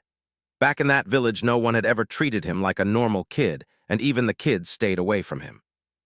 Here, though, people treated him nice, and he even made a little rival in Kankuro. It was the happiest time of his life, even happier than when he first successfully completed the first elemental technique Kakashi had taught him, Katten, Gaokakayo no Jutsu. The stay in Suna was going to be a wonderful one. Once school had finished, Naruto waved goodbye to everyone and started walking back the way he had come with Temari earlier that morning. He felt a little lonely thinking about walking back by himself, but Kankuro got detention and Temari still had a crowd of people swarmed around her. He wished someone would walk back with him. Naru-kun. And there she was. Only one girl called him that. How'd you like your first day at the academy? Sorry that you couldn't sit next to me and had to sit next to my stupid brother. It was great, Temari. Your brother's not really that bad, though. He was really good at chakra manipulation. Even so, he was a bit weird. Temari snickered. Yeah, he's got way better control than I've got. I tried to find you at lunch to talk to you, but I didn't see you anywhere. Kankuro ended up showing me this really cool game called Shogi. Naruto laughed. He's not any good at it, though. Yeah, sorry about that. I'm kinda popular, so people don't really leave me alone. Temery said it like it was a bad thing. Ooh, so he showed you Shogi? I'm really good at it. We can play at my house later on today. Don't feel too bad if I beat you, though. I'm really good. I'll ask my sensei if I can, thanks Temery. Naruto and Temery walked back to their complex, talking the whole time and even stopping to get dango, which Naruto had never had before. Finally, they arrived home. Naruto-kun, call later if you can come over. Our number is in the apartment listing. Bye. Temery waved goodbye. Bye, Temery. Naruto waved back. He opened the door to his apartment, happy and ready to tell Kakashi about his experiences in the academy. However, when he got to the kitchen, he was disappointed. On the counter was a note from Kakashi. Naruto. Glad you're back from the academy. Hope you had a good day. I'm writing a report to Hokage-sama, and then I have a meeting with Kazekage-sama and possibly a mission. I hope you don't mind. I won't be home until 2 days from now. Do whatever you want tonight, but at 5 o'clock today you need to go to Chiyo-sama's house for more instruction. Tomorrow, same routine, except you're due at Chiyo-sama's at 5:30. Have a good time. Sensei. P.S. Ramen is in the pantry. Leave me some, P.P.S. Check to make sure the milk hasn't gone bad before you drink it. Naruto just stared at the note. They'd been there 2 days and Kakashi had already disappeared. Great, he thought about his situation. Now I can go over to Temery's and play Shogi. Quickly, he grabbed the apartment listing and got the only other number on it. He called it and an older-sounding woman picked up. Hello, the voice on the other end said. Hi, may I please speak to Temery? Naruto asked politely. Sure. One moment, please. Naruto could hear shuffling on the other end. Hello. Temery, this is Naruto. I can come over, but it'll probably be a little later, probably around 8. Is that all right? Naruto-kun, sure, that's okay. See you when you come. Naruto hung up the phone and then went upstairs to find Kakashi's bag. He said he didn't care what I did and I want to get stronger. I'll just add some weights. He took off his white cloak, exposing the bulging clothes underneath them. It didn't look like any more weights would fit in them. After spending about 30 minutes trying to unsuccessfully cram more weight into his clothes, he realized he was running out of time. He was supposed to be at Chiyo-sama's in 15 minutes. Naruto threw his cloak back on and ran out the door. Out of breath, Naruto arrived at Chiyo's house with only 1 minute to spare. Glad you made it, Naruto. He looked up to see Chiyo standing in front of him with a kunai. Yesterday I got to see your stamina, and I have to say I was impressed. Naruto felt pride in his teacher's words. Today, though, I want to see how much control over your chakra system you have. She threw the kunai into a tree and quickly grabbed all the leaves that fell down. The way we'll do that is the same method used to gain concentration back in Konoha. The only difference is that where they do it for concentration, I do it for control. Watch. She put one of the leaves on her forehead. Naruto sat there looking at her like she was crazy. He had no idea what she was doing. Then, as if some unseen force had done it, the leaf blew straight up and off of her head. VC Sam. Ah no, Chiyo-sensei, was that chakra? Naruto closed his eyes and watched the replay in his head. Sure enough, he saw a blue energy shoot from her forehead and into the leaf. Yes, it was. I'll demonstrate one more time and show you. She put the leaf back on her forehead and blew it off again. This is just the first step of this exercise, though. Once you've completely mastered how to do this, we'll go on to the next step. Work on it for at least 2 hours, then come to me and show me. If you've made significant progress, I'll let you go home. Yes, Chiyo-sensei, thank you. Chiyo left Naruto standing in her backyard next to the lone tree. That's weird. It looks like she has the only tree in Suna. Naruto picked up one of the leaves Chiyo had left. He placed it on his forehead and then thought back to what Chiyo had done. It looks like all she did was concentrate chakra into her forehead and then release it quickly. Okay, this'll be easy. He concentrated his chakra very hard into his forehead. He kept gathering and kept gathering it until he gathered so much that his head hurt. It hurt really bad, like really, really bad. Ouch, why did it hurt so much? Just then he had heard someone snicker but just dismissed it as a symptom of his brand new migraine. After relaxing and massaging his temples for about 30 minutes, Naruto was ready to try it again. He realized that what he had done wrong was try to store chakra in his head. What he needed to do was to concentrate chakra to that particular release point and push through it. With this thought, he stuck the leaf back onto his head and tried again. He concentrated chakra at the release point and then released in a split second. The leaf he was using shredded into tiny little leaf pieces. Whoops, he thought, too much chakra. Okay, let's try it again. For another hour and a half, Naruto worked on the chakra control exercise. It was time for him to go show Chiyo how he had improved. He walked into her house and found her reading a book titled Paralyzing Poisons and Their Antidotes. Chiyo-sensei. Chiyo looked up and closed her book. Watch what I can do. Naruto grabbed a leaf from his pocket and stuck it to his forehead. A quick concentration and a release later, and the leaf was blown into the roof of Chiyo's house. Very good, Naruto. That's all for today. You can go home. Without a second thought, Naruto dashed out the door and ran home. Knock, knock, knock. It was 8 o'clock and Naruto was standing outside of Temari's apartment. An older woman with brunette hair answered the door. Yes, can I help you? I'm here to see Temari, ma'am. My name's Naruto. Ah yes, she said you would be coming soon. Come on in, Naruto-kun. The lady ushered Naruto in. He looked around the apartment. It was the exact same size as his and decorated in much the same way. Naruto-kun. He heard Temari from the balcony of the stairs. Come up here, I'll teach you how to play shogi better than my stupid brother can.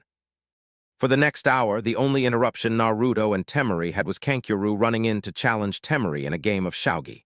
The wager. The loser had to give the other their dessert for the night. Naturally, Temari crushed him. The next few weeks had gone about the same. Naruto would get up to the alarm clock Kakashi had placed next to his bed and then go to the academy with Temari. After the academy, he would walk back home, do whatever homework he was given, and then go learn from Chiyo. When he had the time or energy, he would go play shogi with Temari and Kankuro. Throughout this whole time, Kakashi still hadn't come back. As it was, Kakashi had been gone 2.5 weeks. Geez, he's late for everything. Naruto thought one day, headed home from the academy. Oh well, it can't be helped. At least today Chiyo-sensei said I'd be learning the next step of the leaf thingy. Naruto had worked very hard trying to master the ability to blow the leaf away. Chiyo hadn't made him learn how to just use his forehead. Oh no, she made him learn to release it out of every chakra point she could think of. Yesterday she had put leaves numbered 1 through 50 on different places of his body. She instructed him to blow them off, one by one in order.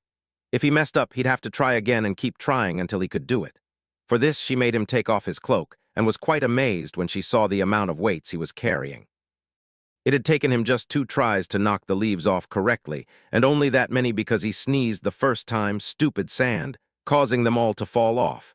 He arrived at Chiyo's house on time. She was waiting for him in the backyard. When he was standing in front of her, she spoke up. Naruto, I'm very pleased at the progress you've made in such a short time. Today I will show you everything I plan on you learning over the next year. The first thing which we'll start on today is this. She put a leaf on her head and slowly let it blow off. Naruto thought this was the same old thing until he noticed something. The leaf hadn't moved. She was making it hover above her forehead.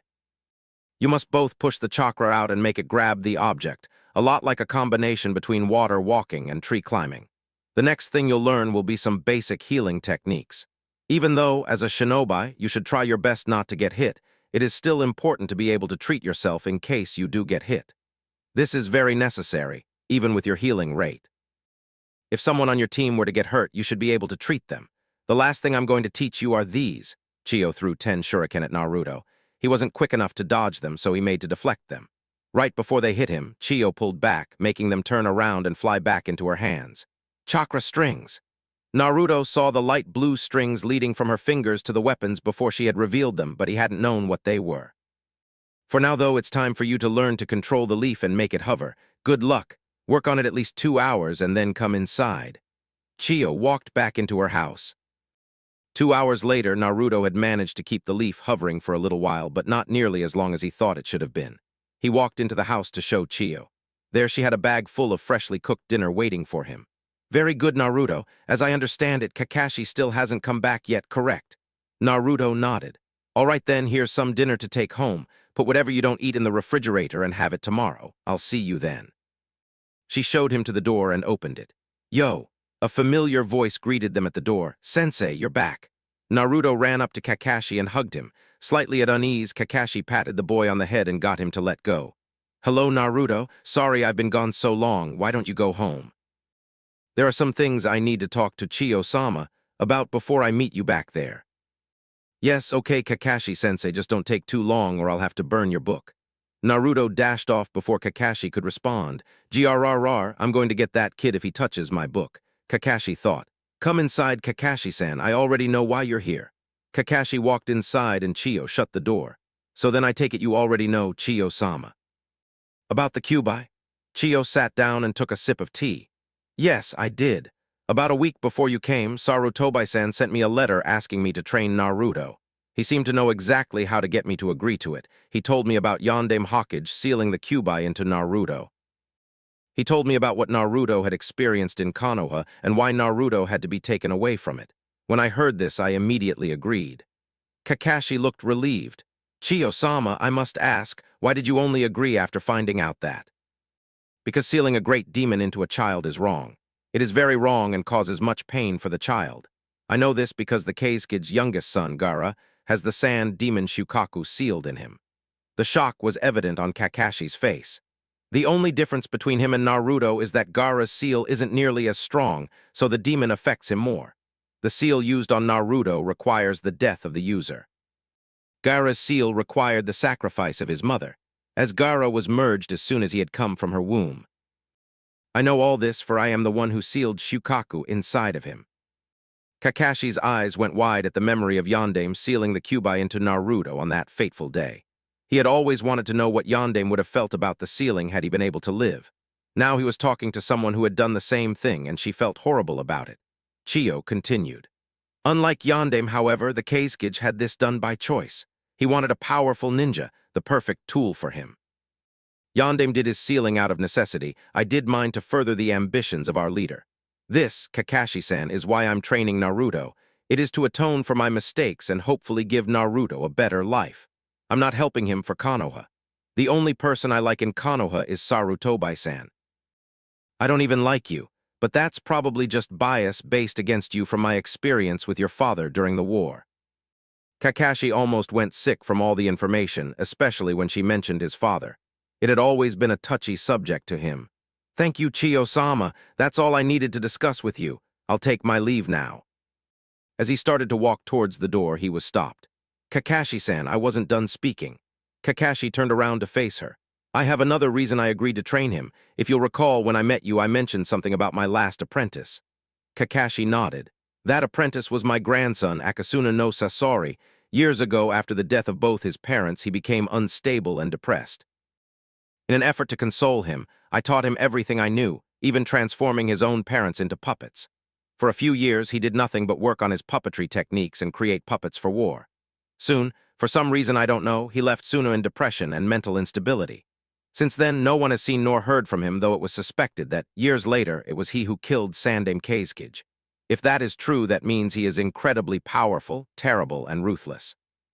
I'm training Naruto also because I wish for him to one day bring Sasori back to me. If he cannot do that, then I wish Naruto would kill him and rid the world of his terror. These are my reasons, Kakashi. That's all. Kakashi nodded in understanding and left her, headed back toward his apartment.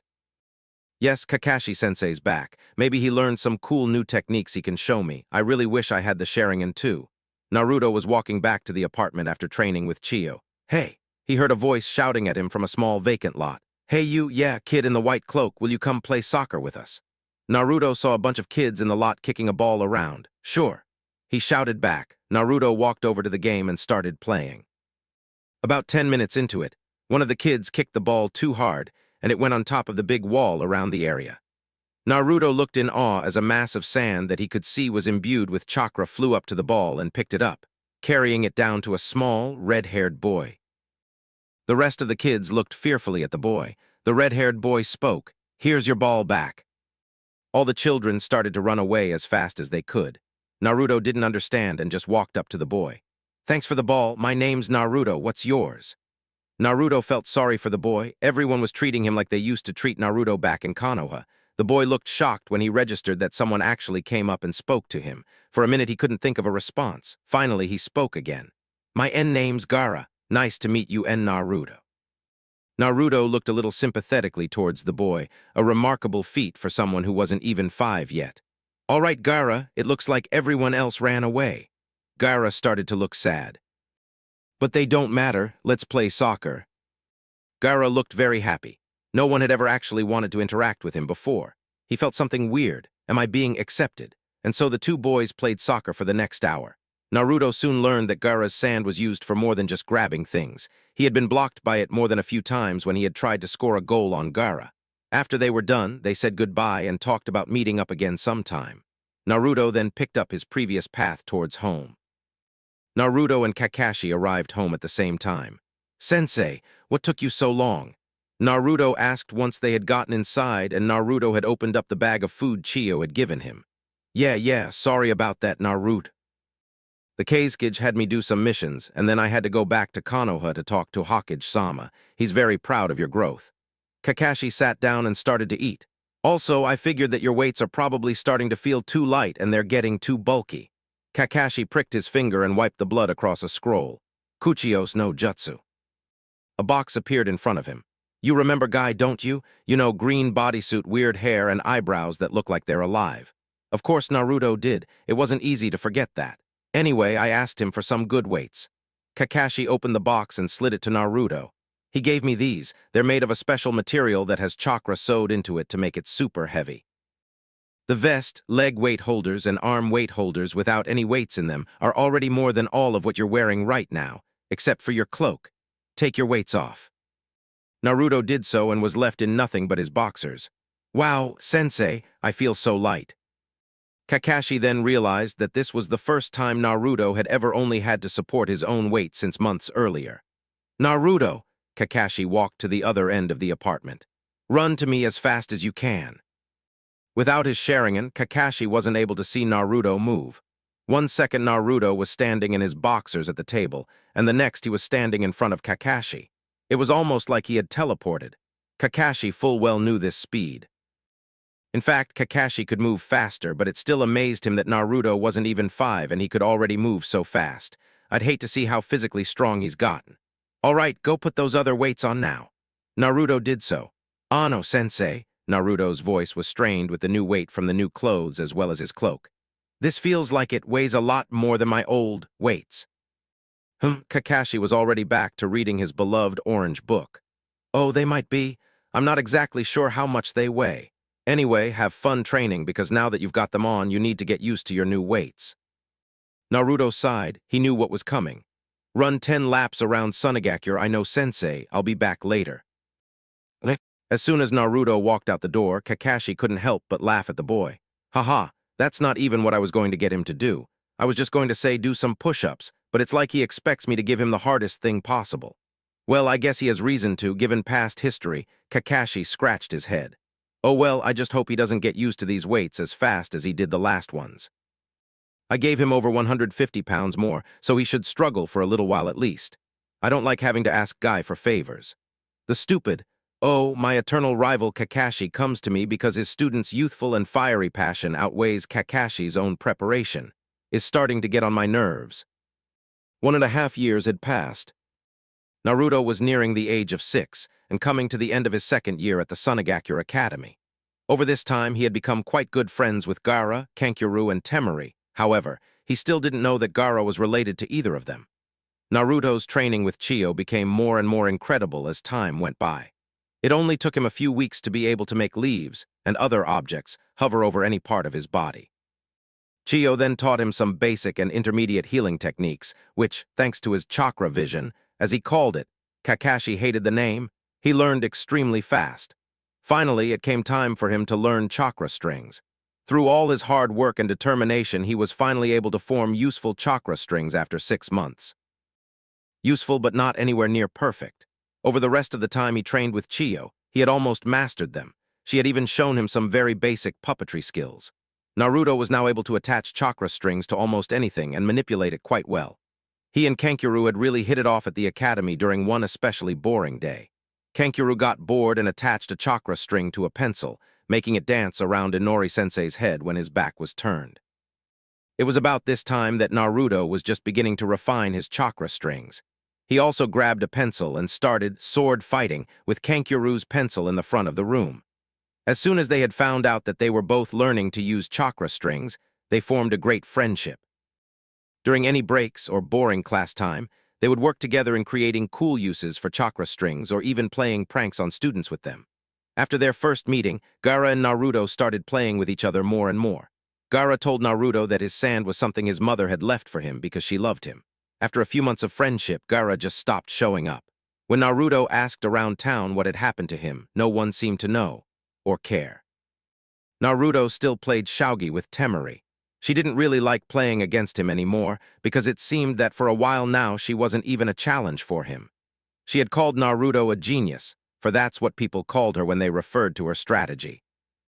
If she was supposed to be a genius, then Naruto, who was 2 years younger than her, had to be some sort of super genius. It was almost like he knew what moves she was going to make before she made them. He anticipated the moves many moves further ahead than she did. Kakashi was starting to get upset with Naruto. It seemed the addition of advanced chakra control and manipulation was expediting his growth even more. Kakashi had lost count of the amount of weight Naruto was wearing. He was sure it had to be due to the Kyuubi. Naruto had thoroughly enjoyed his stay in Suna. It had become his home. He was accepted here, even liked. He decided that he never wanted to leave. Naruto was headed home from his last day in the academy before the second-year graduation ceremony. He opened the door to his apartment. "Yo." Kakashi greeted him at the door. "Got news, kid. Sandaime requested that we both go back to Konoha. We'll be leaving in a week." Naruto closed the door and walked over to Temari's apartment. Knock, knock. "Hey, Temari-chan, my sensei's being crazy. Can you let me come in?" Kakashi walked over to Naruto, picked him up, and took him back into their apartment. After depositing Naruto on the couch, Kakashi started speaking. "I'm not joking, nor am I crazy. You remember when I told you about the Sharingan?" Naruto nodded.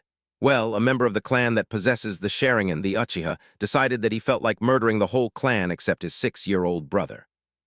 Naruto's face told Kakashi, "So what? Why do we have to go back?"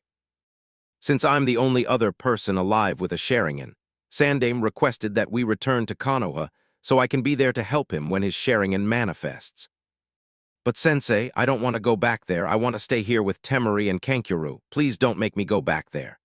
Naruto had tears in his eyes. "I really don't want you to have to go back either, kid, but you'll have to go back sometime. Better sooner than later." "Sorry, kid. Sandaime's orders. You've got a week to get your goodbyes done and such." Naruto dejectedly walked up the stairs and into his room. He locked the door. 2 days later, Naruto finally unlocked his door and came out.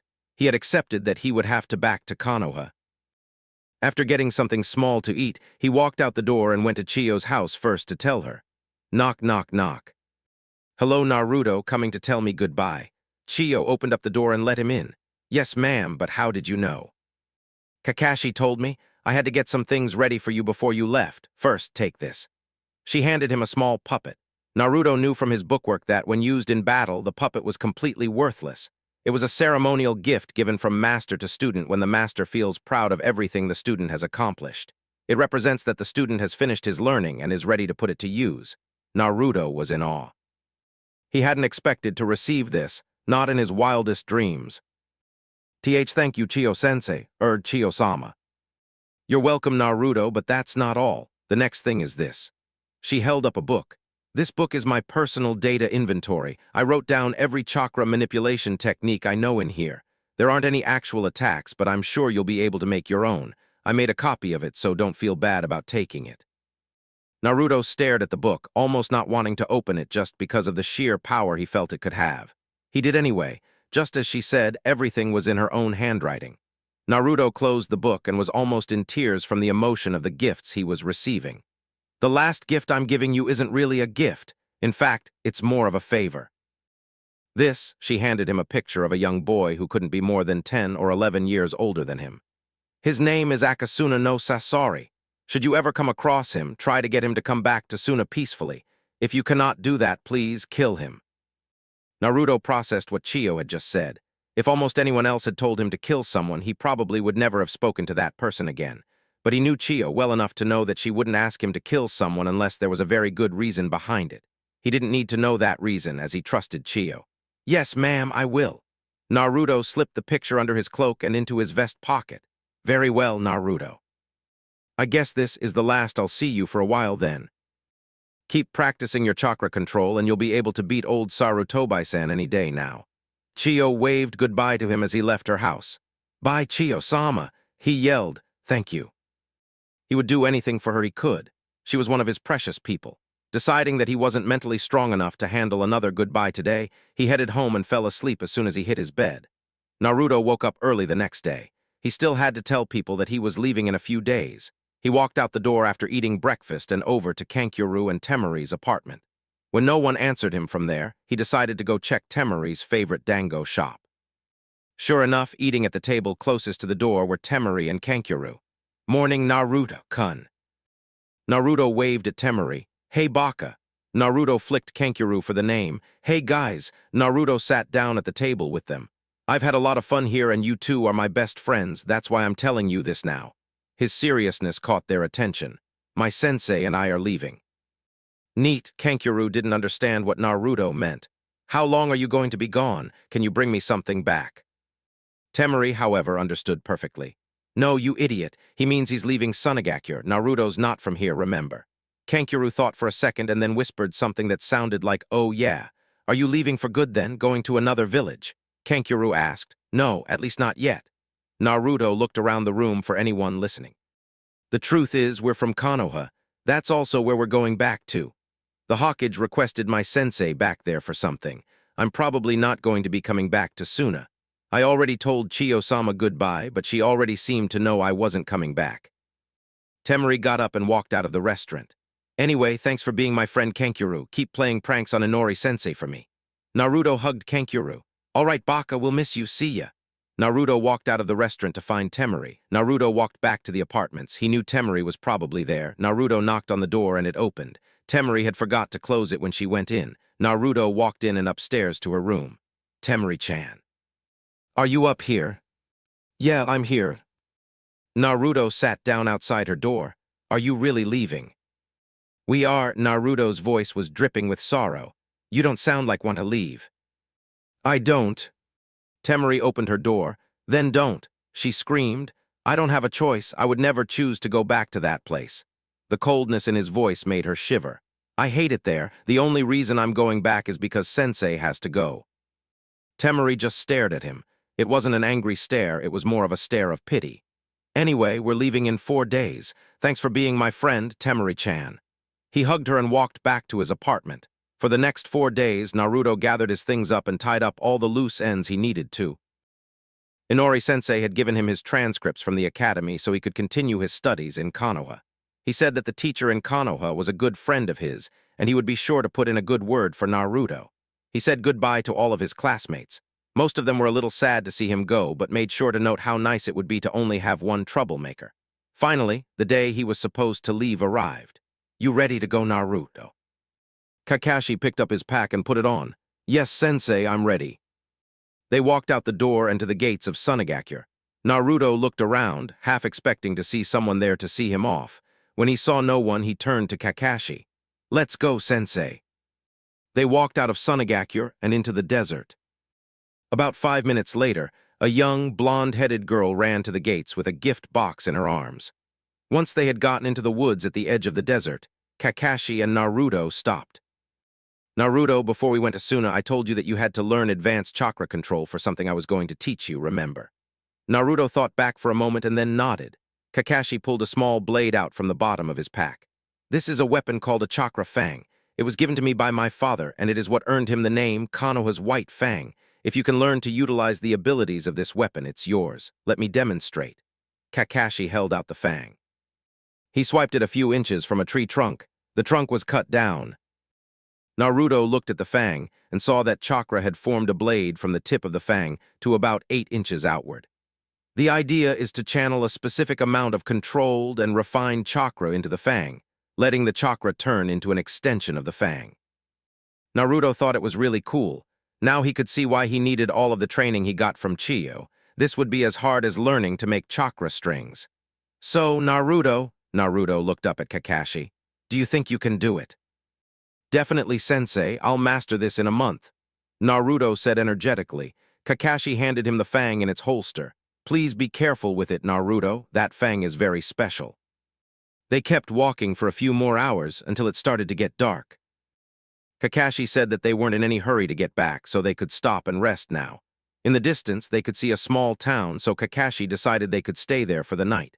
Kakashi and Naruto checked into a hotel and put their stuff down on the beds. They went down to the restaurant of the hotel to get something to eat. As soon as they walked into the restaurant, a loud voice boomed throughout the restaurant. "What do you mean you're out of sake?" Kakashi looked to where the voice came from. When he saw who had shouted, he froze. Naruto noticed this and tugged on Kakashi's sleeve. "Anosa Kakashi-sensei, what's wrong?" Kakashi didn't even notice Naruto. Only one word left his mouth, Tsunade-sama. He walked over to the blonde woman's table and sat down. Naruto cautiously followed. "Tsunade-sama, what are you doing here?" Kakashi's shocked voice registered in Tsunade's head once he had sat down. "Ah, Kakashi-kun, how good to see you again, just here for some gambling. If you haven't noticed, there was a dice tournament here this week." I hadn't noticed. Kakashi had completely forgotten that Tsunade had left the village a few years before Kyuubi had attacked. He didn't really know the reason. He also didn't care to ask. "Ano, Kakashi-sensei, who is that?" Naruto pointed to Tsunade. "This is Tsunade-sama. She, along with Jiraiya-sama and Orochimaru, make up the legendary Sannin.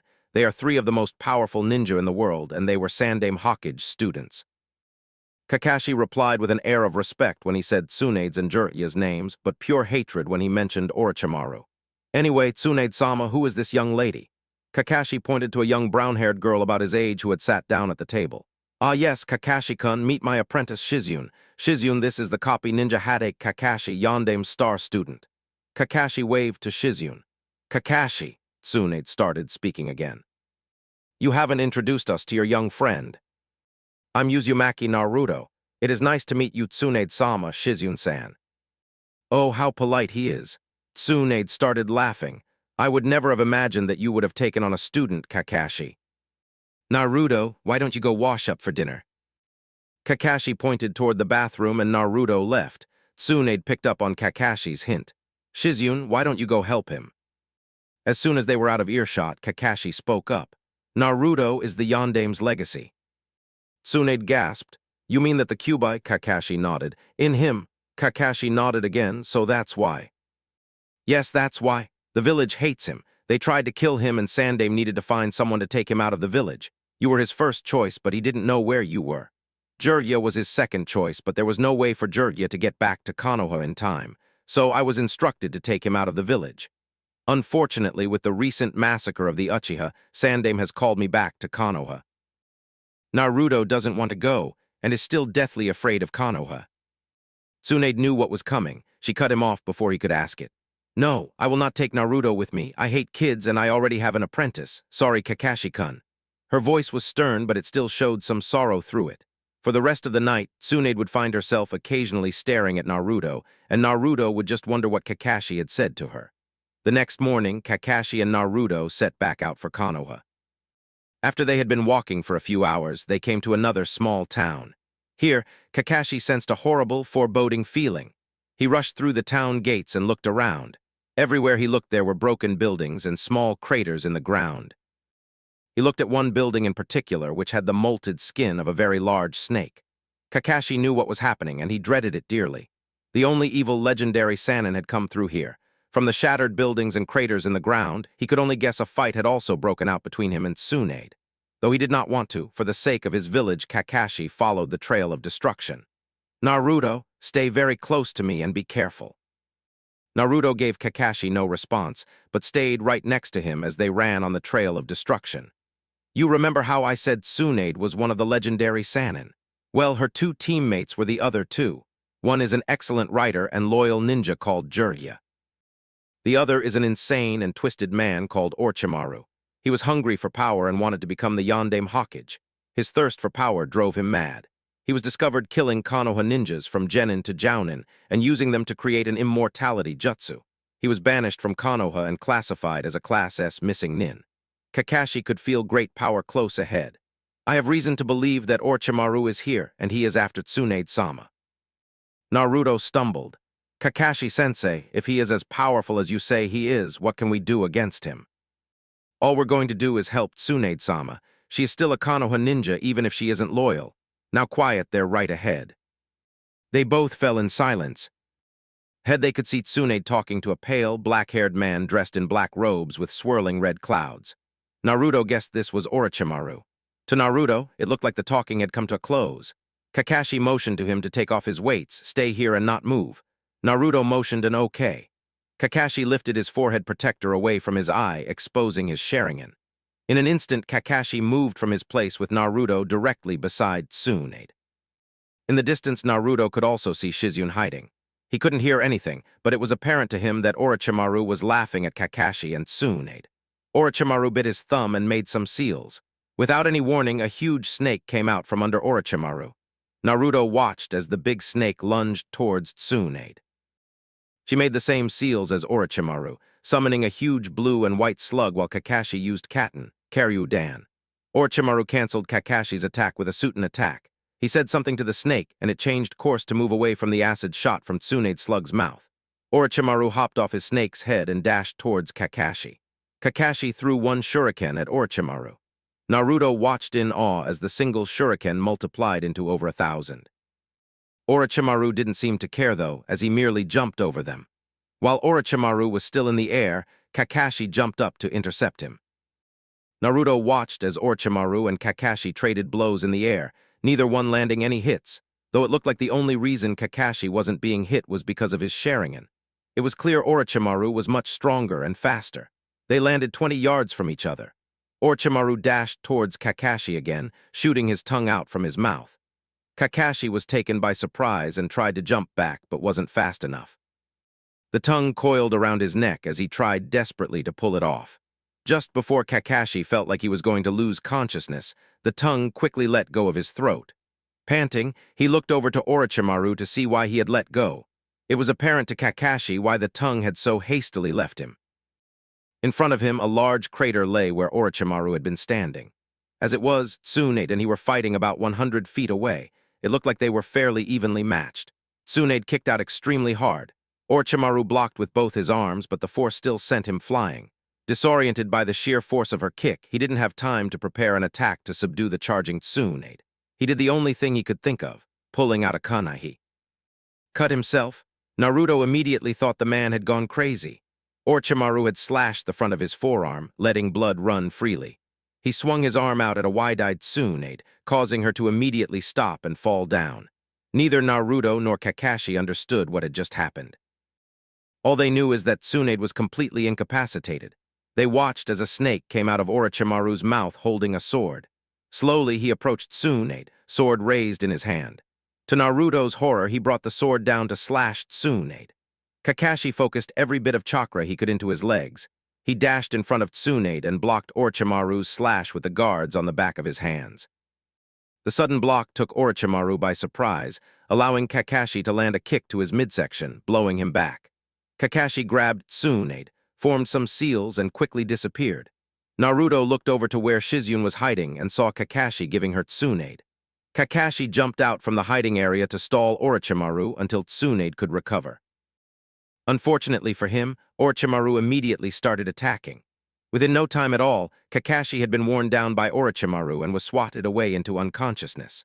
Naruto watched as his sensei flew into the ground and Orochimaru went silent and very still.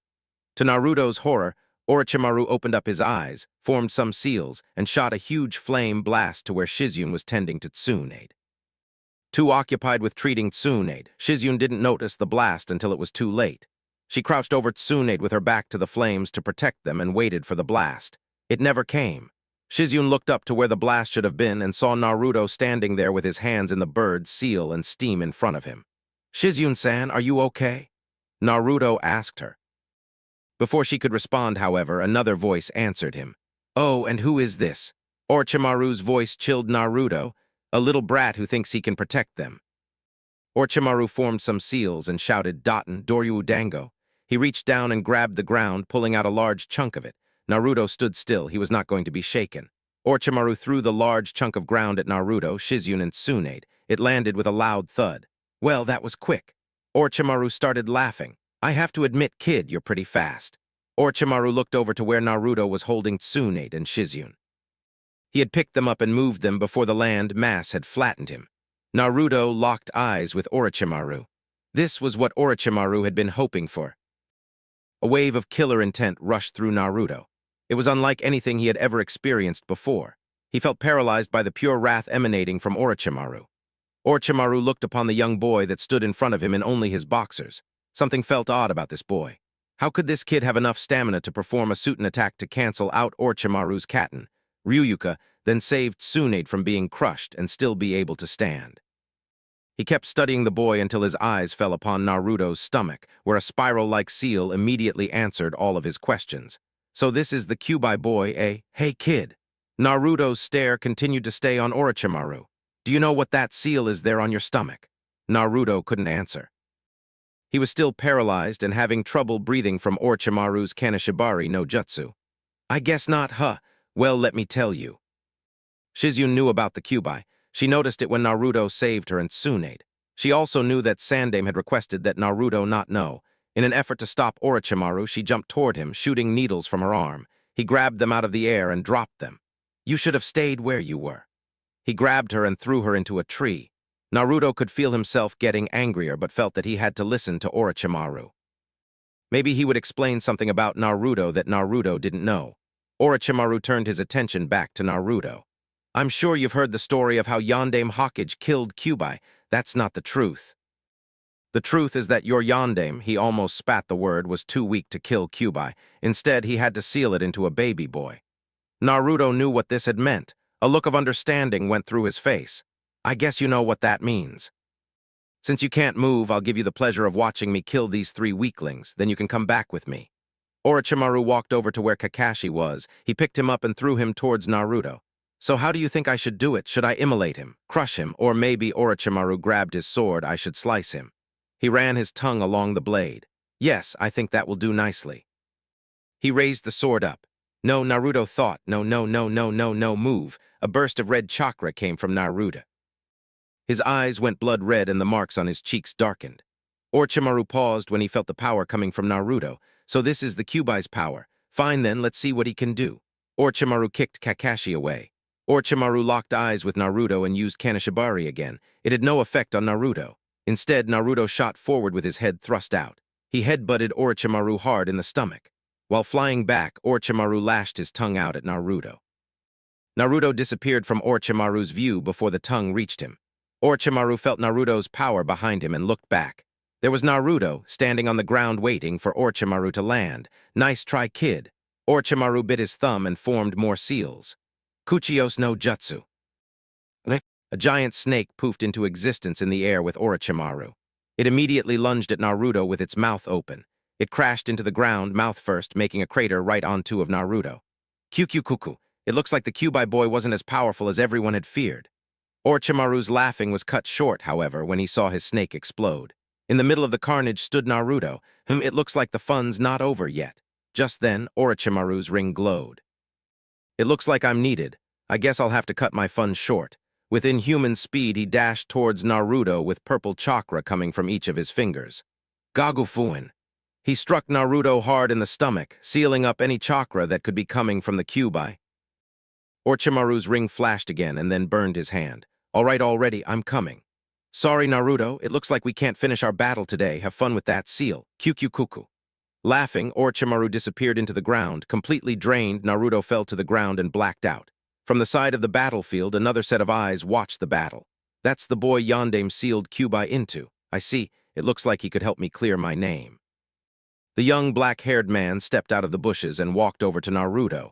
He picked him up and then walked back to where Naruto had first come out of hiding. I guess if I'm going to take him, I might as well get his things too. The young man picked up Naruto's weights and loaded them into Kakashi's pack. He picked it up and walked off.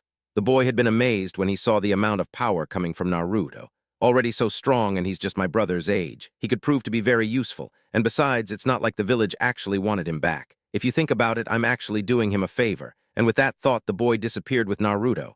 About an hour after the battle, Kakashi was awoken by Shizune. Shizune, where is Orochimaru?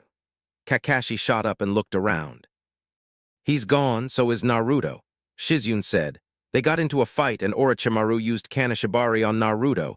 He was about to tell Naruto about the Kyuubi when I attacked. He knocked me out. Shizune looked at the crater and fang marks on the ground. It looks like they fought some more after I was knocked out. When I woke up, Tsunade was still covered in blood, shivering, and both Naruto and Orochimaru were gone. So it seems like Orochimaru took Naruto. Shizune nodded. This is bad. I need to go to Sandaime quickly. There's no telling what Orochimaru could do. No, Tsunade's voice came in. I saw what happened. Naruto broke out of Orochimaru's technique using what I can only guess was Kyuubi's chakra. Kakashi's jaw dropped. That's not even the half of it. He was putting up a fair fight for a little while, but Orochimaru was too much for him. Orochimaru used the Gagofuin on him and then just left. So if Orochimaru left, where's Naruto? Kakashi asked. After Orochimaru left and Naruto passed out, a young ninja walked out of the woods, picked up Naruto and left with him. What village was he from? He had no forehead protector, but he was from Konoha. Kakashi looked puzzled. Then how did you know he was a ninja, especially one from Konoha? Because she started, he had the Sharingan. Alarm went through Kakashi. That means, Uchiha Itachi, damn, this is really bad. Kakashi-san, Shizune asked, how do you know who it is? About a week and a half ago, almost the whole Uchiha clan was slaughtered by one of the clan members. Tsunade and Shizune gasped. The only one left alive was his little brother, Sasuke. The one who killed everyone was Uchiha Itachi. He fled Konoha as an S-class missing nin. So Tsunade started. Naruto is in the hands of an S-class madman who slaughtered his clan. Great. But you said Orochimaru used some sort of seal on him. What was it? Kakashi asked Tsunade. The Gagofuin, it's a very advanced 5-point seal. By using it on Naruto, Orochimaru made the 5 points of the seal overlap the 4 of Yandame's. It completely cut off any chakra he could be getting from the Kyuubi. Tsunade thought for a moment. That explains why he passed out. So Naruto's with an S-class missing nin and he's got a handicap. Kakashi knew he needed to find Naruto, but he still had his duty to his village. He needed to see Sandaime. Shizune piped in. Tsunade-sama, can the seal be removed? It can. Only 3 people can do it, though. My teammates and Sarutobi-sensei. So, Kakashi started, we have to hope that somehow he can either get to Sandaime or Jiraiya and get that seal taken off. Do you think it will have any effect other than cutting off his connection to the Kyuubi? Tsunade nodded. It'll probably screw up his chakra control bad. The seal blocked some of his chakra control. I'm going back to Konoha to inform Sandaime. Thank you, Tsunade-sama. Kakashi dashed off with only one thought in his mind, oh shit. At the same time Kakashi started running back to Konoha, Naruto woke up. Where am I? Naruto thought with his eyes still closed. I'm moving. Someone's carrying me. Kakashi-sensei. No, this person doesn't run like Kakashi-sensei. Naruto opened his eyes and looked up inquisitively at the person who was carrying him. Ah, no. The person stopped and set Naruto down. Who are you? My name is Itachi. Itachi sat down against a tree, and what's your name? Uzumaki Naruto. Naruto was a bit tense. After all, he was being carried by someone he didn't really know away from anyone he did. He started slowly putting distance between himself and Itachi. So he is the Fox Kid, Itachi thought. Good, with him on my side, I should definitely be able to get an audience with Sandaime. So, why were you carrying me, Itachi-san? Naruto was still tense and ready to flee just in case. He continued to slowly back up. Well, for one, I'm going to train you. Itachi knew this would excite the boy. Where's Kakashi-sensei? Probably still lying on the ground after his fight with Orochimaru. Itachi said nonchalantly, so you basically took me without anyone knowing, right? Itachi nodded. You say you're going to train me. Itachi nodded again. What if I don't want to be trained? Can I go back to Kakashi-sensei? Itachi shook his head. Nope. It's your choice whether you want me to train you or not, but you're staying with me no matter what. So you kidnapped me and are holding me prisoner. If you want to look at it like that, then yeah, I guess I did. To tell you the truth, back in Konoha, I was the victim of an unfortunate misunderstanding. I'm hoping you can help me clear my name because of your closeness with Sandaime. Well, sorry to disappoint you, Itachi-san, but I have no intention of being your prisoner. Naruto smiled at Itachi and dashed at him as fast as he could. Cage Bunshin. Naruto yelled, nothing happened. Itachi grabbed Naruto and held him in the air at arm's length. Now look, you can't mold chakra properly. Something Orochimaru did to you messed it up. There's no way you can run away, so stop trying. Until you regain chakra control, all you've got is taijutsu. Naruto looked horrified. He had just spent the better part of 2 years learning advanced chakra control, and now he couldn't use any of it. Naruto withdrew and sat at the base of a tree across from Itachi. Now, I suppose you remember what Orochimaru told you about the Kyuubi. It's true. You're the vessel for it. Kyuubi's chakra is what enabled you to face Orochimaru. He stopped the flow of Kyuubi's chakra to you, and since you were already drained, you passed out. Itachi reached into his pocket and threw a soldier pill to Naruto. I'm going to help you regain some control until we can find a way to get that seal off. If you think about it, I'm doing you a big favor. Naruto stared at him like he was crazy. Really? How's that? I remember what happened a little over 2 years ago. Naruto shivered. I bet that there's no way in hell you want to go back to Konoha. I have no intention of going back there for a while. I need to let things cool off first. That means we'll be traveling to other places while you train. Naruto decided it might not be so bad. Sure, he didn't know this guy at all, but he seemed nice enough and genuine, not to mention the fact that he wouldn't have to go back to Konoha. Okay, Itachi-sensei, but shouldn't Kakashi-sensei at least know where I am? He already knows. Tsunade-sama saw me take you and no doubt recognized me.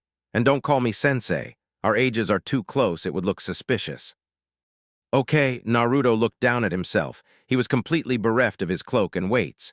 Itachi-senpai, where are my weights and clothes? Itachi threw him the cloak. I only got the cloak and the 2 bags. Your weights would have slowed me down too much. If you need them, we can get some new ones. Naruto put on his clothes and his cloak. All right, let's put some more distance between us and Konoha, and then I'll start training you. Itachi and Naruto started running again. About 3 hours later, they came to a small clearing. Naruto, stop. Naruto did so. Let's see how much control you still have. Perform henge.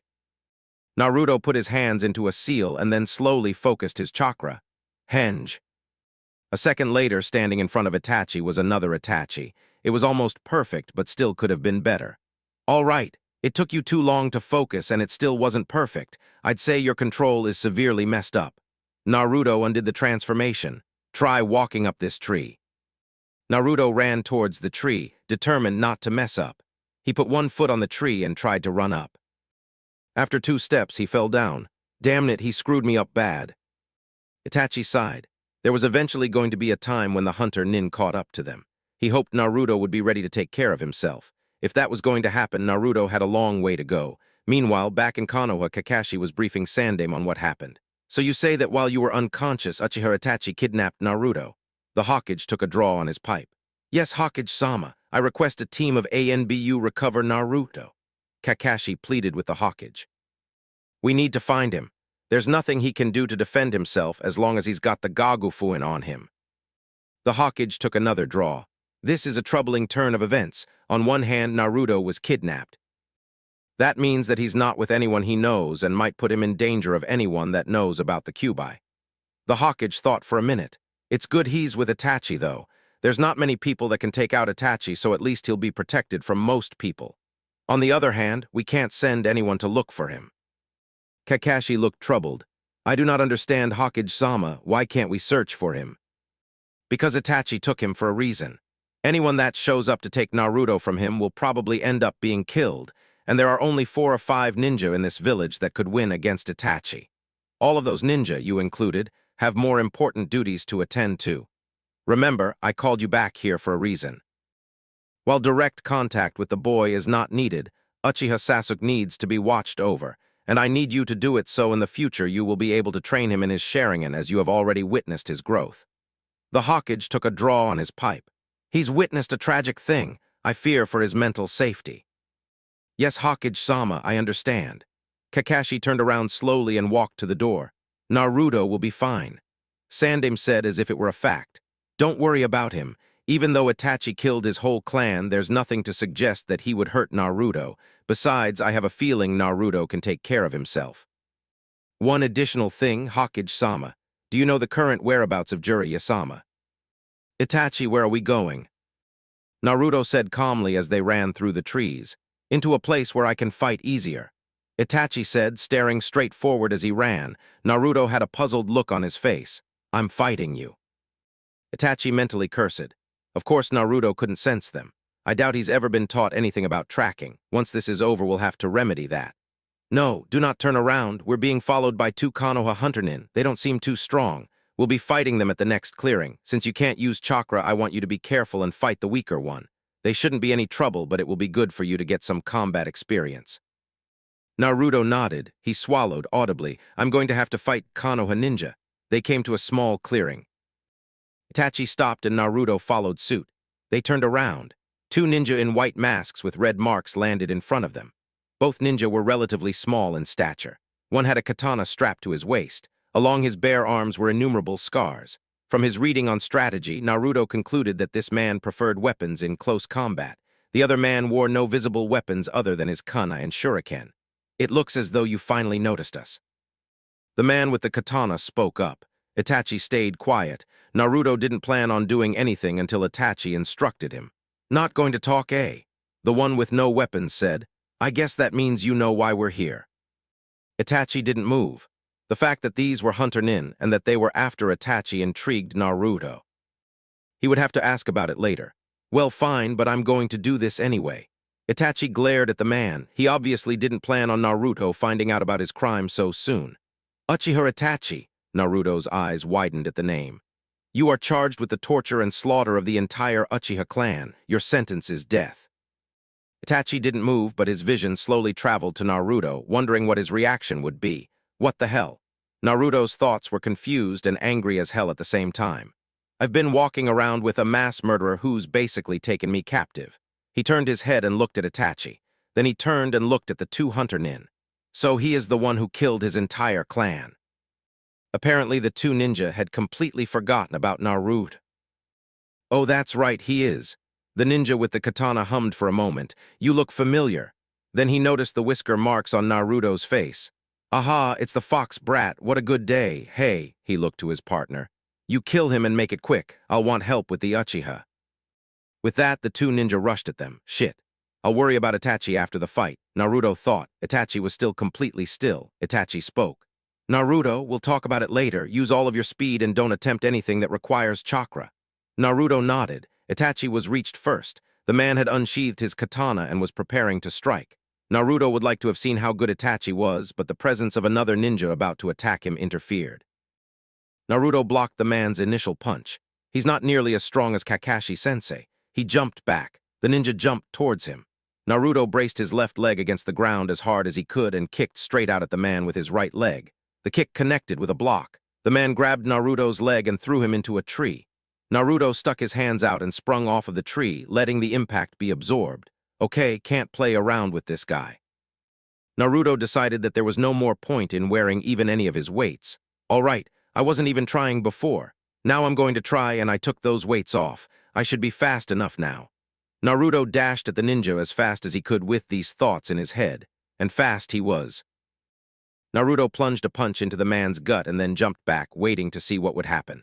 The man coughed for a moment and then regained his composure. So the demon brat is faster than I thought. No problem, though.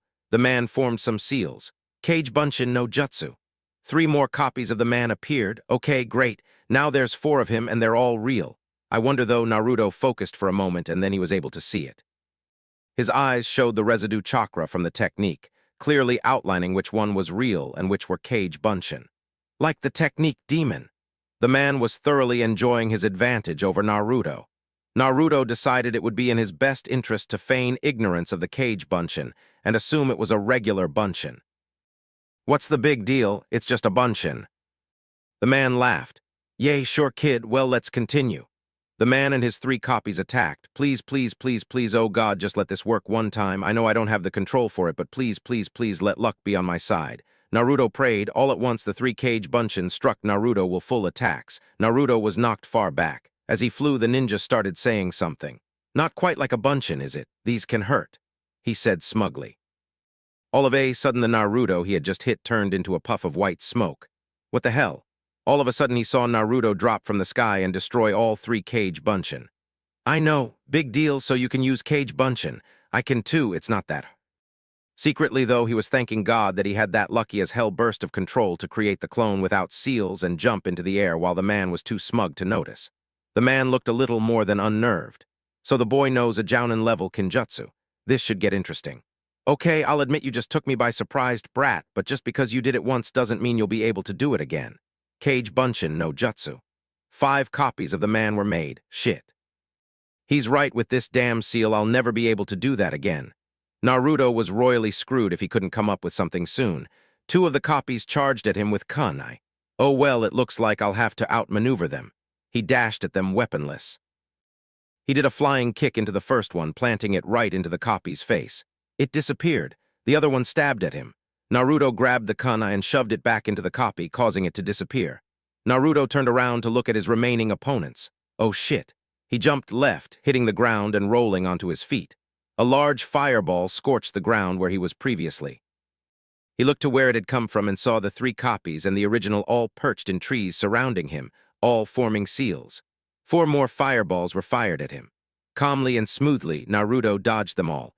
More and more fireballs were being shot, and Naruto was starting to have trouble dodging them. Then he noticed a pause in the stream of them from one angle. He took this opportunity to jump and take out one clone. He lashed out at the clone, hoping to punch the ever-loving crap out of it. No luck. A fireball caught him square in the back. Naruto hit the ground hard. He was okay, but definitely in worse condition than he had been a moment previous. The clone, however, was not so lucky. The part of the fireball that missed Naruto had completely destroyed the clone. Great, only 3 to deal with now. The fireballs are getting smaller and smaller and don't seem to be as powerful. He must be running out of chakra. After a few more minutes of dodging fire and a few more times of Naruto being grazed by a flame or two, all of the men in the trees poofed out of existence. What? When did he make another clone? Where's the real one? Naruto's first question was never answered, but his second was when the ninja exploded out of the ground and kicked Naruto hard across the back. He grabbed Naruto's neck and pinned his arms back. It looks like you're slowing down, demon. The man was right. Naruto was not in quite as good shape as he had been. Shut up. Naruto yelled through the man's chokehold.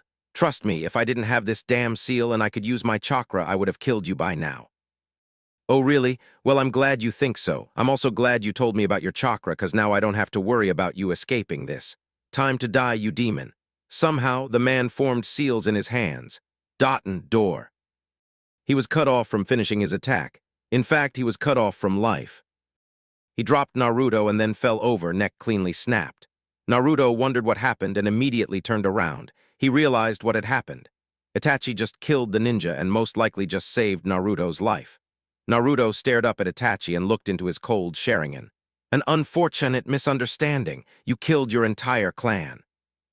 No, I didn't. I only killed some of them. Now shut up and I'll explain once we're a bit further out. Itachi started running. Naruto followed, seeing there was no point in running away, as it was obvious he stood no chance against Itachi. Once they had gone a sufficient distance from the battleground, Itachi sat down at the base of a tree. Naruto stood in front of him, staring at him. So what then? Explain. Simple. I killed most of them, but with good reason, and I most certainly did not start it. All the people I killed deserved it, and when I killed them, it prevented them from doing what they needed. I was going to be set up anyway, so I decided to go ahead and kill them. Then I fled, knowing full well there was no way I could take on the whole village after me at once. That's all I'm going to tell you about it, too. Itachi said, as calmly as usual. Okay, so you're not a heartless, cold-blooded mass murderer, you're just a mass murderer. Naruto stared into him. Well, I like to think of what I did as protection instead of murder. By taking the bad people out, I protected all of Konoha. But if you want to say it your way, then yes, I'm a mass murderer. So tell me, why did you take me? Naruto asked. First off, I've told you half of this before.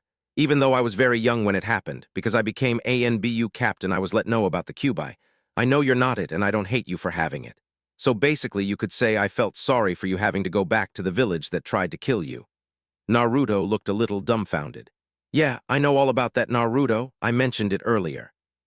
So basically, I like you and don't want you to be weak. So I decided I'd help train you.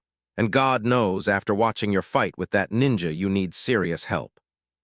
Naruto glared at him. What else? Well, I see you're very good at reading people. That, and I already mentioned this earlier. Yeah, there are some personal reasons as well. Namely that you're a favorite of Sandaime, and I'm going to use that fact to gain an audience with him and explain my actions, hoping that he'll let me back into the village. Anyway, why do you care so much?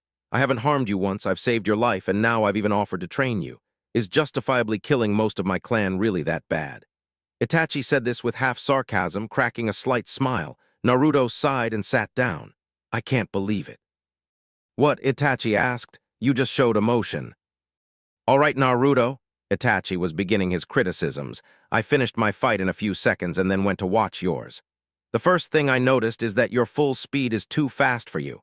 I saw you use it once, and when you punched him, you looked as surprised as he did. We'll have to work on that. The next thing you did wrong was letting your enemy do his attack even when you know you can stop him. Never let your enemy attack if you can help it. The third and definitely biggest mistake you made, which would have gotten you killed had I not been there, is that you told your enemy your biggest weakness. Because he didn't have to fear any replacements or tricks, he didn't have to anticipate anything, and instead used an attack he could take time on. Naruto pouted. While the other things weren't so obvious in the heat of battle, he knew full well the third was done out of sheer idiocy. Stupid. I'm such an idiot. I know better than that. Yes, Itachi. But before you learn any more combat, there are two things we need to do. Naruto listened intently. One is to get your control fixed. I only have an idea of how to do that, so it could take a while. The other is to work on your tracking skills. What do you mean, tracking skills? Naruto had no idea what Itachi meant. He had never had an actual target or enemy other than Kakashi, and Kakashi was always in his sight. I mean that I expected you to realize that we were being followed. I sensed their chakra signatures a long time before they revealed themselves. Wow, that means that I'd be able to know where someone is without seeing or hearing them. As long as they don't hide their chakra. The ninjas we fought weren't able to keep up with our speed without using chakra, and when they did, they gave themselves away.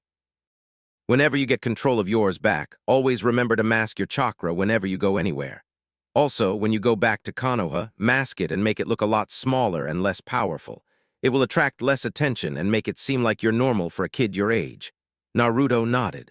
So how are you going to teach me how to sense chakra? Itachi sighed. Well, I'm not really sure this will work, but I'm hoping it does. This, he held up a small bag of food, is your dinner for tonight. If you want it, you're going to have to find me by sensing my chakra. With that, Itachi disappeared. Oh no, I'm really hungry. What if he masks his chakra? Naruto was freaking out a little bit, and then, as if on cue, Itachi reappeared. Right, I won't be masking my chakra, so don't worry. And then he disappeared again. Naruto sighed. This was going to suck. Lucky for Naruto, you don't have to be able to use chakra to sense it.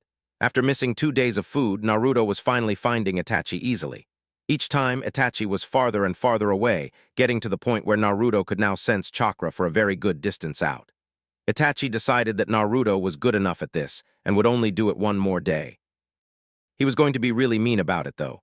Okay, Naruto, you've gotten exceptional at this, so this is the last time we'll do this. Naruto nodded, enjoying the praise. Also, he was enjoying the prospect of not having to seek out his dinner. One catch to this one. Naruto sighed. There was always a catch. If you don't get to me within 1 hour, I'm not giving you any food for the rest of the week. Consider this a big test. Itachi disappeared. Naruto concentrated. Where is he? Naruto closed his eyes and sensed out Itachi. He's not behind me, not left or right, not in front of me, below. He's below me. How the hell am I supposed to get down there? Sure enough, Itachi was a good 30 feet underground, directly below Naruto. This was a good idea, Itachi thought to himself. It'll teach him how to get food for himself. There's no way he can get to me without using chakra, unless he digs. But I don't think he's got the heart to even try. I guess I'll just take a nap. Being the patient teacher he is, Itachi dozed off. Well, what Itachi thinks and what Naruto does is usually quite different. This time was no exception, because above the ground Naruto was busy using his hands and nails to dig into the hard earth. That asshole. He knows there's no way I can reach him without digging. What was this supposed to be? Just a big pain in the ass for me. Naruto continued digging. I mean, seriously, why else would he do this? Starving me for a week won't make me stronger. Hell, this is neither training me nor is it working on my chakra control problem. After about 5 minutes, Naruto stopped to take a break. It doesn't seem like the bastards even moved. Wait a minute, yeah. Naruto's face grew calm and composed. There's someone behind me, somewhere in one of the trees. It feels a lot weaker than Itachi, though. Better judgment kept Naruto from turning around. I'll see what's going on. If they don't do anything, then I'll just leave them alone. At least now they lost the element of surprise. Naruto got up and started digging again. Feeling some slight changes in the chakra signature, he turned around, thinking he was going to get attacked. Whoa!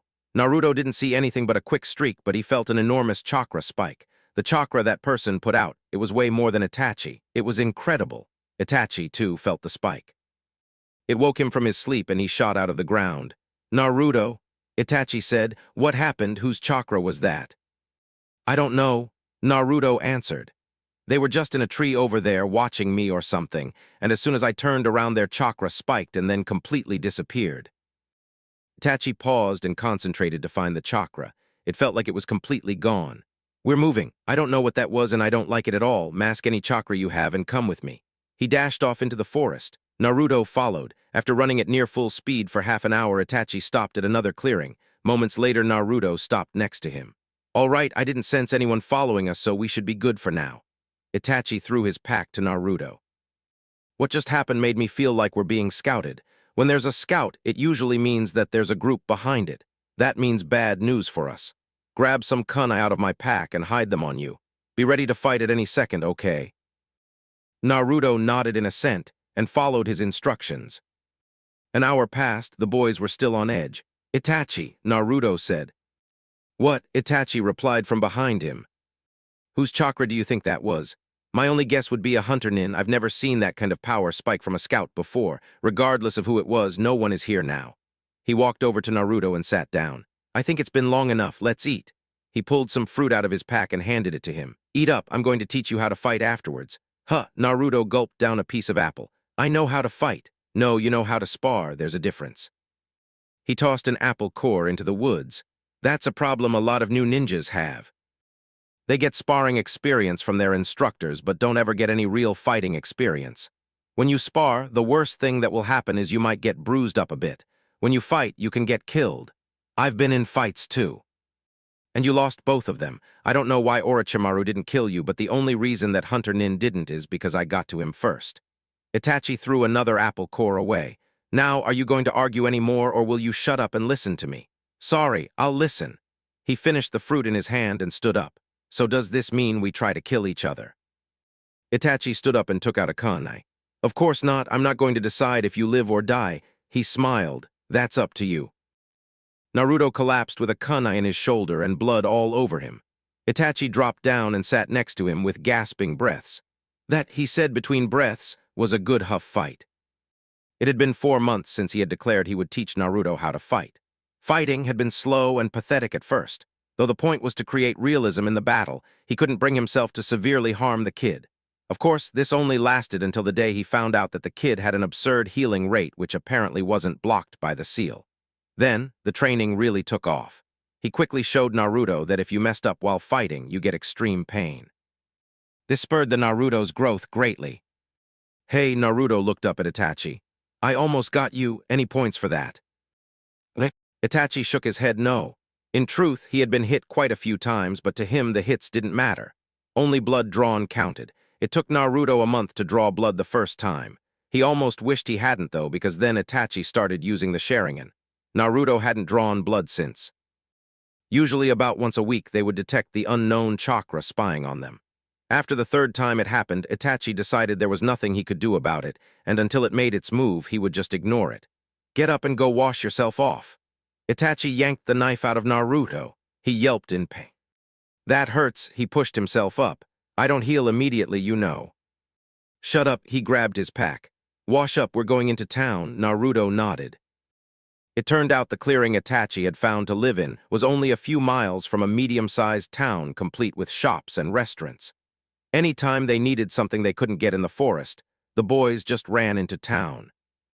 Naruto waited for Itachi at the town gates. The only thing he had with him was his cloak. Itachi's rule about going in town was that they had to pretend to be normal kids, not ninja. Itachi arrived well past sundown. Sorry, he said. I felt the chakra again and tried to follow it. He shook his head. No luck. Naruto shrugged and they walked into the busy town. The nightlife in the area was impressive. The main businesses in this part of town were gambling halls and restaurants, so people were crawling around everywhere. The boys never had any money to get anything, but it wasn't hard for 2 kids to con some cash from a kind adult. That place looked good. Naruto pointed to a large lounge. Itachi nodded and walked in. The place was packed with no tables empty. Let's try somewhere else. He turned to leave. Hey, kid. He turned around. An old, weird-looking white-haired man was gesturing to him. I've got some free seats. Come join me. Itachi inspected the old coot. He was large, seemed jolly, and most importantly looked to be very, very drunk. Perfect. He motioned for Naruto to follow him as he walked to the old man's table. There you go, the old man motioned. Sit, what are 2 little kids like yourself doing around town this late? Just getting food, sir. Itachi was very polite. He figured that since he was going to let the old man pick up his bill, he might as well be cordial to him. Ah yeah, food's good. The old man laughed. Hey waitress, bring some food for my friends here. The waitress came over and took their orders. Both boys ordered noodle dishes and turned their attention back to the old man. He took a sip from his cup and eyed the boys. "So what are your names, boys?" Itachi glanced over at Naruto and then back at the old man. "Is Oisato, sir." "This is my friend, Hakure Rin." Naruto grinned. "Oh, what unusual names." He took another drink. "Different names," he studied them, "and very different ages, so I'm curious what you're doing together. Orphans, runaways, what?" "A bit of both." Itachi leaned back as the waitress set the food down in front of them. "You haven't told us anything about you, sir." He pointed at the odd forehead protector on the man's head. "You're a ninja, but I don't recognize the symbol. Where are you from and what brings you here, sir?" He carefully slurped some noodles. The realization that the man was a ninja was less than settling. Even more upsetting was the fact that Itachi couldn't sense his chakra. "Haha," he took the forehead protector off, some of his stark white hair falling down in its place. "People always stare when they see it. It's my own mark, not a town's. I'm from a village called Konoha. It's quite a ways from here." He returned the protector to his head. "It's a beautiful place, but recently someone ruined the serenity there." He studied Itachi. "Ever heard of the Uchiha clan?" Itachi acted very childish, slurping some noodles up messily. "Can't say I have." "Ah, that's surprising. You look a lot like one of them." Itachi twitched. "Anyway, a couple months ago, one of the strongest Uchiha snapped and killed virtually the whole clan." Itachi gasped. "That's terrible. How could someone do that?" "He killed everyone." Naruto spoke up. "I don't even know my family. I would kill to have a family, and this bastard had one and killed them." Itachi looked over at him. "That's not even fair, brat." The old man stared at Itachi. "Yeah, you know, it's funny. You look exactly like him. The only difference is that his name is Itachi and yours is Sato, so of course you're not him." Itachi smiled at the man. "Of course not." The old man cracked his neck. "That's not the reason I'm here, though." Itachi lifted an eyebrow. "Of course it's a terrible thing that happened, but I don't care about it that much. My mission doesn't have anything to do with Itachi. I'm trying to help the boy he kidnapped." His eyes wandered onto Naruto. "You know, it's striking how much you resemble that boy." Anyway, a friend of mine was escorting a very special young boy back to the village when they were attacked by a man decidedly worse than Itachi. This man, a venomous bastard and former teammate of mine, is called Orochimaru. He easily beat them and placed a seal on the boy, blocking much of his chakra flow. Sandaime Hokage, the chief of Konoha, requested that I unseal the boy and bring him back to Konoha. Itachi and Naruto glanced at each other. It was obvious to both of them the man knew who they were. Itachi stood up and motioned for Naruto to do the same. "Well, I hope you find him then. Sorry, but it's getting a bit late. If you don't mind, we'll be leaving now." The man put his cup down. "That's fine. I'll handle the bill, Sato-san. Take care." He waved them off. The boys walked out of the restaurant and then made a mad dash to camp. "This is the worst thing that could have happened." Itachi grumbled as he ran. "He said he's not after you, though." Naruto said, keeping pace. "I don't see what the big deal is. You forget that you're my only bargaining chip to get to see Sandaime. If he takes you, there's no chance in hell I'll ever be able to come back to the village." He said he could unseal me. Naruto looked at him. "Do you really think he can? If there's anyone that can do it, it's him." Itachi kicked a branch as he ran. "Shit, this is bad. Why, who is he? Jiraiya." Naruto looked at him in confusion. "He's one of the legendary Sannin, just like Orochimaru. The only chance we have is to run." Naruto patted his stomach. "I could run faster if I was unsealed. If you even think about turning yourself over to him, I'll hold you hostage."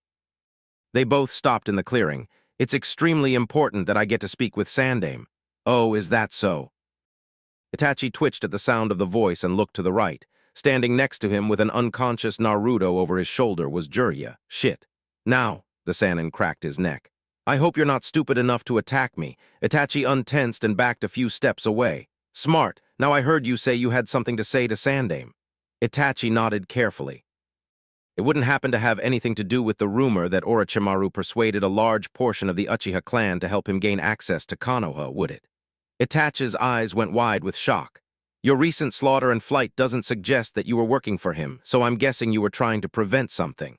"Yes, sir," were the only words Itachi could speak. Jiraiya stared at him. "If that's the truth, I'll be in touch." He waved to Itachi, picked up Naruto's pack and disappeared. Itachi dropped off his feet and sat down. "I'm screwed if you don't."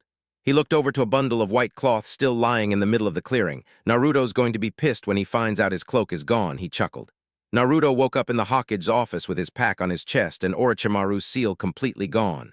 "Oh man, what happened?" He looked around at the room. I'm in this office, which means I'm back in Konoha. Shit, where's Itachi? He ran to the door and threw it open. An old man stood in the way. Ah, so you're up. The man gently pushed Naruto back into the room and shut the door. It's good to have you back, Naruto. Ajisan. He ran up and hugged the Hokage. Ajisan, Itachi needs to talk to you. Calm down. Sarutobi patted Naruto on the head. Jiraiya told me already, I'll deal with Itachi later. He smiled. I was quite surprised to hear that you were getting along with him so well. I was worried you were being held hostage. Naruto shook his head, the blonde mess shaking as he did. He was really helpful and took good care of me. Mostly. That's good. He walked over and sat at the desk. Regardless, I couldn't leave you with him. It was too much of a risk. I had to make sure you came back, so I sent Jiraiya to bring you back. Okay, so when can I leave? He interrupted. He hated the village and wanted to get out of it as quickly as possible. I'd say in about 5 years or so, after you've graduated the academy and joined a genin team. Naruto just glared at him. No words came to his mind that could express his feelings. Well, some did, but he wasn't about to say them to the Hokage. I'm Naruto-kun's future wife. At this, the third paused and almost had a nosebleed. Shaking his head to clear his thoughts, he turned to the next person, being the aforementioned blonde. It's good to see you again, Jiji.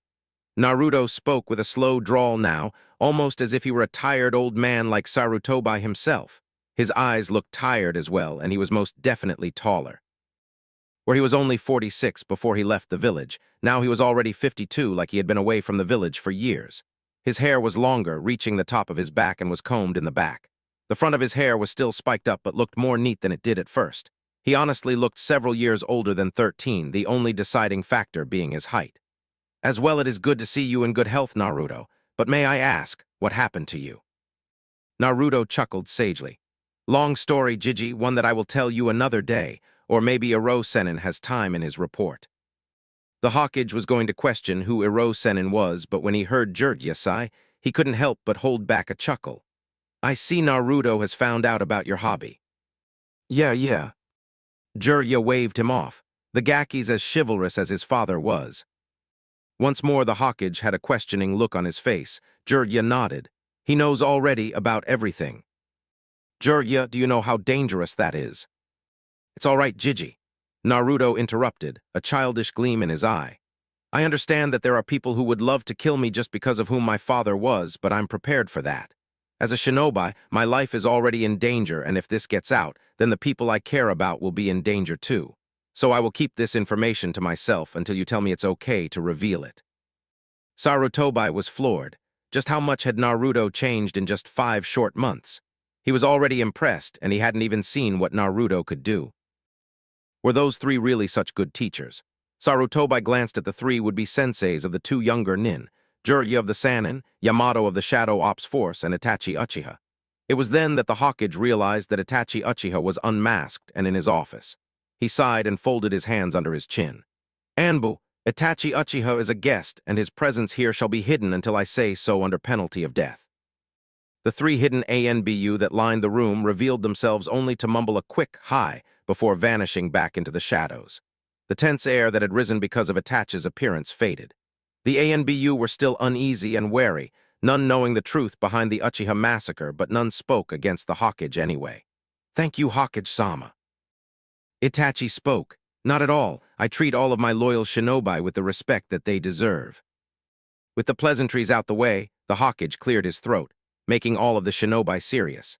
They had much to discuss and much to plan for, and as much as he would have loved to just enjoy the present shinobi's company, the rapidly building problems of the village needed to be quelled as fast as possible.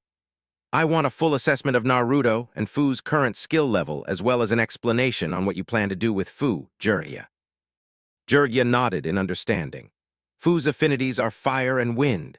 She has extremely large chakra coils around Jonin level and now special Jonin level chakra control. Her speed is Sannin, Taijutsu is special Jonin, Jutsu is Jonin, and Genjutsu is Genin at best. She has control of up to 5 of the Shichibu's tails. Her suppressors put her at mid-Genin for now. I plan on leaving her with Yamato under the Shadow Ops Division to continue her training, and while here she will be staying with Naruto. A blush passed both Naruto and Fu's faces, though neither showed any signs of embarrassment. Naruto has a wind affinity but has pretty much completely mastered it. Even Asuma can't touch him when it comes to wind jutsu anymore. He has massive chakra coils, far above cage level but only Chunin level chakra control, a little better when he concentrates. His speed is cage level, Taijutsu Jutsu Jonin, but non-existent Genjutsu. He has control of up to 6 of the Kyubai's tails. His suppressors put him at mid-genin as well. The Hawkage pipe almost dropped from his mouth at the assessments, especially when it came to Naruto.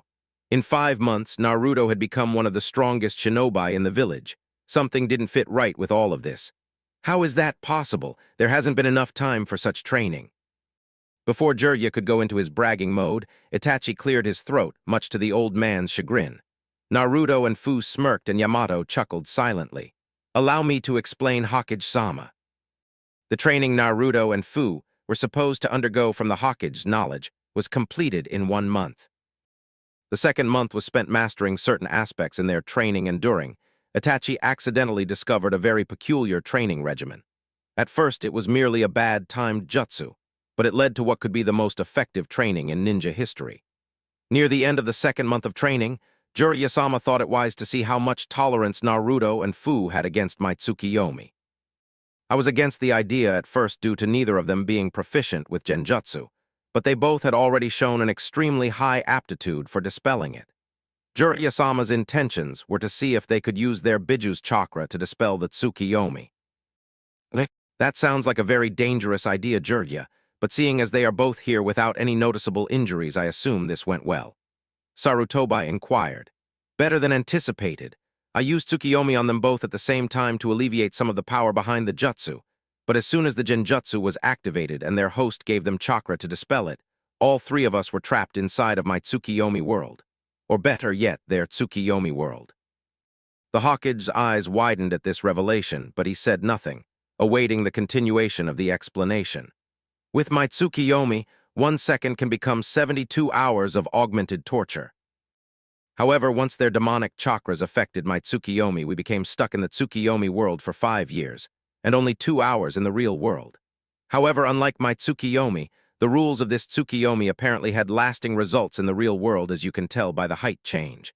It's not as significant as 5 years in the real world, but it's still an intriguing side effect. Within an hour of being trapped in Tsukiyomi, I decided to train them. Once we were free, we waited an entire day before attempting to bring Jiraiya-sama and Yamato-san into the world with great success. From then on, we trained almost every week in Tsukiyomi for a collective time of 125 years of training. The only reason neither of them are completely cage level is because the training doesn't give them 100% of the physical effectiveness that it would in the real world. This time the Hokage pipe did fall from his mouth. Something such as that had to be impossible, yet the results that stood before him were impossible in itself. This was all the proof he needed. Maybe, just maybe, he would be able to sleep easy tonight. With the 3 that he chose to train Naruto, he expected him to come back at about Chunin level, maybe even special Jonin at best. But to hear that he was almost cage level was far above his wildest dreams. Yes, the village of Konoha would surely be experiencing a change very soon. Only now was it truly impossible to stop. Thank you, all of you. Yamato, Fu, Itachi, you are all dismissed. I will have Fu's legalization papers ready within a few days. As for now, please get her acquainted with the Shadow Ops force. It was very good to hear from you after so long, Itachi. I hope we can meet again. Yes, Hokage-sama. All 3 chorused before shunshining from the room. How are you able to suppress your power to such a degree, Naruto, if your chakra control is only Chunin? Sarutobi asked. The suppression seals Iro Sennin mentioned. I can't go full power and can only use 2 tails of Kurama's power until the Chunin exams under Iro Sennin's orders. Naruto answered, getting a questioning gaze from the old man. Kyubai, his name is Kurama. With that little fun fact, Sarutobi had new questions. Even he didn't know the Biju had actual names. Tell me, Naruto, is Kurama cooperating? Yeah, after 25 years he told me about everything. The Sage of the 6 Paths, the separation of the Jubai, etc. The Biju aren't evil, just extremely misunderstood, especially by humans. Just because they are different, we treat them like monsters. They have power beyond our comprehension, and that scares people. We made them what they are, just like this village has made me what I am. But I guess that means I should thank them. Naruto's devious grin reminded Sarutobi of the prankster he had been before he left the village. It was nice, because the last time he had seen Naruto, all joy had been severed from his life. Sarutobi nodded, processing the information quickly to get through several subjects at once. He would ask Naruto what all he knew about the Sage of Six Paths and the Jubai at a later date. For now, he needed to get the present situation under control. What is the situation in Takagakure? Doesn't exist. Jiraiya and Naruto replied at the same time, both seeming emotionless. Excuse me. There was an incident where Fu had gotten separated from us. She was attacked by an entire squadron of high-ranked Taki shinobi. Forgive me, sensei, but I couldn't stop her and Naruto after she was injured. The third sighed but understood the situation. They were still, technically, children after all, so he was sure their emotions had gotten control of them. But to think that two 13-year-old children leveled an entire village to the ground was frightening in of itself. Naruto was worried that the Hokage thought poorly of him, and Fu, because of the situation, but was reassured that they weren't entirely in the wrong. With Jiraiya taking them directly into hiding afterward, and with no surviving witnesses, Fu and Naruto's status and whereabouts were still expertly hidden. All right, now that everything is in order, Naruto, you will be attending the last month of the academy. I will re-enroll you myself if need be, but this last month is mandatory for you to become a legal shinobi, regardless of your abilities. Jiji, my status as a Jinchuriki should be enough for me to be made a ninja. Keeping me a civilian is a huge hindrance to the military force of our village. I can be a great asset, and as a Jinchuriki I fall directly under your jurisdiction, even as a civilian in the academy. Even the clan heads have no say in my future when status is taken into account. That is, if you say so. Naruto was calling out Sarutobi. He knew everything it took to run a village now. His statements reminded him of Uruka not even an hours before. Naruto knew if the Hokage decided to force his will over the village, it could very well lead to a civil war or mutiny. But the question was if that was a problem or not at this point. The Hokage had given away much power, but under his rule, Konoha was not a democratic village. It was ruled under dictatorship, being the Hokage had complete and final say in all matters. In this sense, the council was just a show to appease those involved. It honestly made the third proud. Naruto was ready. His plan would be set in motion from that moment forward. Congratulations, Naruto, you are ready. Naruto rose an eyebrow. Ready for what? Naruto's answer was a devious smirk that sent a pleasurable chill down his spine. Something very good was about to happen. Once dismissed, Naruto went straight home and did absolutely nothing for the first time in over 100 years. He understood that there was little time for their meeting, but he expected the Hokage to want more detail than he had received from the small group. They had left thousands of holes in their story, though all that was shared was true. It wasn't even the tip of the iceberg of what Naruto and Fu went through during their training. He heard Fu enter some time before 11 o'clock, and 10 minutes later, after flopping into bed with him, she was out cold as well. He smiled as he looked at the peacefully sleeping girl. They had met only 5 months ago, but had spent over a lifetime together. He would give the world for her, as he knew she would do for him. And starting the next day, they would show the world just what it meant to be shunned Jinchuriki. The next day came sooner than he hoped. He woke up to find that Fu was once again gone, wondering just what type of training Yamato was putting her through now that had her coming home late and getting up early. He knew the man was a slave driver, but had always had their best interest in mind. Even more, his training was always effective. Ironically, it usually came down to Itachi telling Yamato to lessen the amount of work they received a day. Easily shaking away the grogginess that came with awakening early, Naruto performed his daily routine of create clones for a long day of training, until he remembered that he was back in Konoha. He scratched the back of his head sheepishly when the clones all gave him questioning gazes. Heh, I guess you all can just clean up and relax too. Get some studying done, since I've already wasted the chakra to create you. Right, boss? They all yelled before slowly going about doing whatever they wanted. After washing and eating a quick breakfast, Naruto headed outside, noticing the still darkened sky and lack of daytime traffic. He was used to getting up before sunrise, and it would probably take some time to break. Jiraiya had told him and Fu that whenever you can sleep peacefully, you're already dead. On the field, a peaceful sleep never happened until the mission was complete and you were safely out of enemy territory. But even then, you would always be on guard. Well, I've got a few hours before class starts. Let's see what's changed in 5 months. Over the past 5 months, Hinata Hyuga had changed. To be specific, she seemed almost like an entirely different person, yet the same at the same time. To be able to understand such a thing, One would have to have watched the type of progression the preteen had made within the last 5 months firsthand, and maybe even talked to her about the subtle changes that were hidden. For the most obvious of changes, her hair was now a bit longer, reaching the bottom of her neck, in which she was able to sometimes use chopsticks to put it into a slightly spiky ponytail. She hadn't grown any taller noticeably, but one would think so since she no longer slouched. She walked with her head held high and always had a warm, confident smile on her face. She no longer wore her overly large winter jacket, showing her slightly more mature figure with a black sleeveless shirt, a short-sleeved fishnet shirt beneath it, and black ninja pants. Now the subtle changes that one couldn't know just by looking started first with her personality. She was still a shy girl, especially when it came to Naruto, but she no longer stuttered or became flustered at his mention. She no longer held back in spars, though she would lose on purpose most of the time to elevate other people's confidence, giving them the feeling of a good match and overcoming a stronger opponent.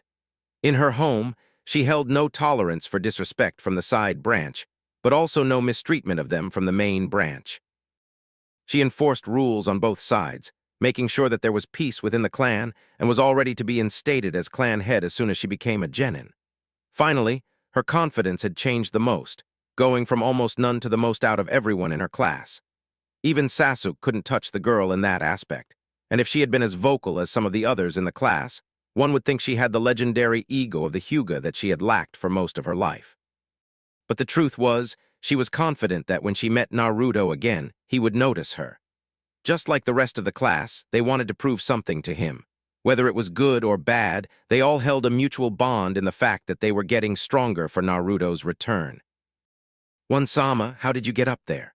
A voice called far below Hinata. She looked down to see her younger sister Hanabi looking up at her in awe. Hinata sat atop a large wooden pole that stood over 100 feet in the air, relaxing while watching clouds drift by.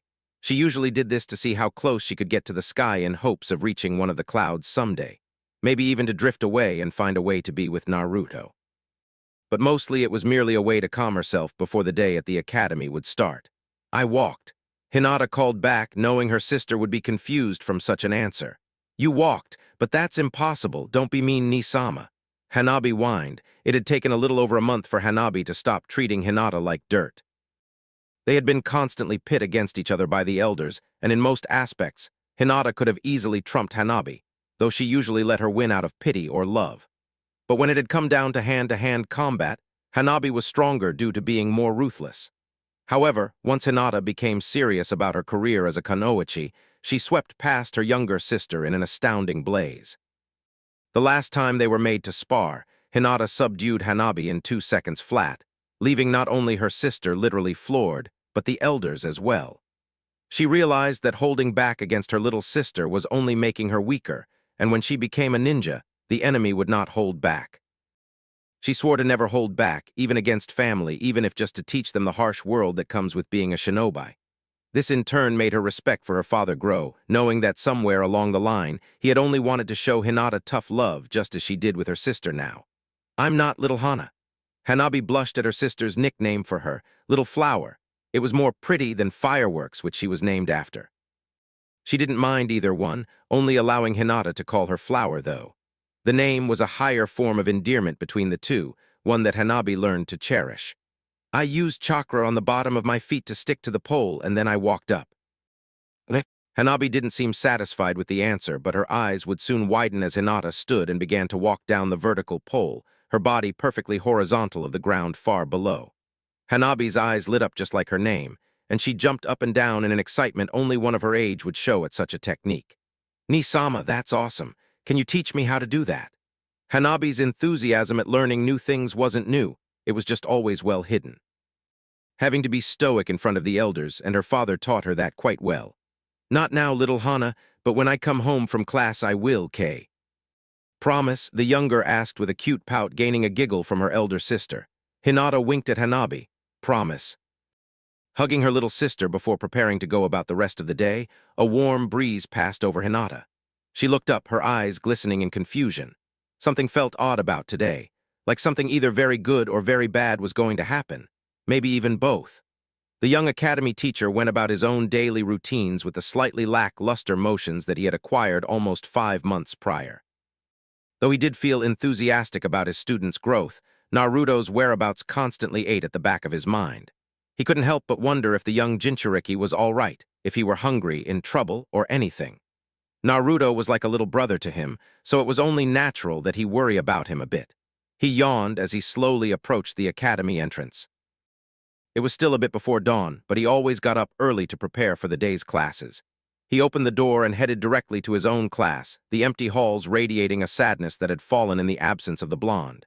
Once he entered his class, he immediately knew he wasn't alone.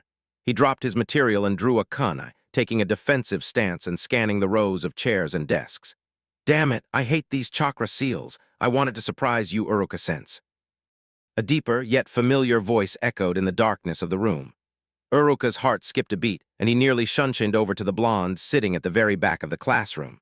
Before Naruto could register what was happening, he found himself picked up and embraced in a bone-crushing hug.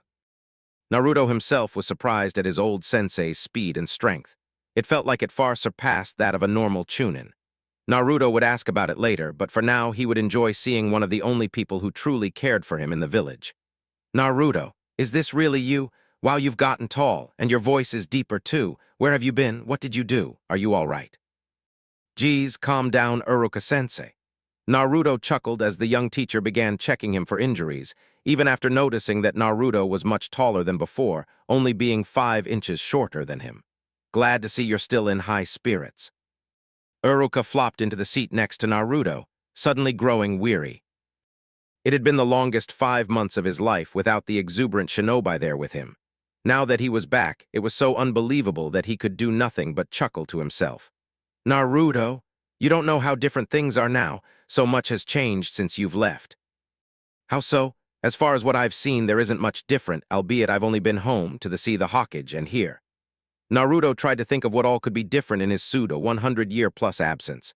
He remembered Sakura, Sasuke, and all his friends. Seeing that it had only been 5 months, he wondered how much could have truly changed in such a short time. He was honestly surprised when Uruka began explaining and told him that his classmates had all become more serious about their lives as shinobi in his absence. What surprised him even more was the amount of people not only in his class, but around the village that claimed to miss him as well. A lot of people used to get annoyed by your pranks, but since they've stopped, people have gotten bored and now they see how much you actually brightened their days. Uruka wouldn't admit that he was one of them though. Oh man, I haven't done a prank in ye months. Naruto sighed, happily remembering the old pranks he used to do and hoped his near slip went unnoticed by Uruka. Uruka was about to ask him about the slip until another presence made itself known. The door to the room slid open, and the two looked down at shining silvery eyes. And Naruto-kun. Just as Uruka had done, this second person soared over the desk to the back and hugged Naruto with all its might. This time, the touch was delicate and light. Naruto could feel every inch of the person hugging him and could feel her trembling shoulders. She clinched his shirt as if he would fade away if she let him go. Of course, the person was Hinata Hyuga.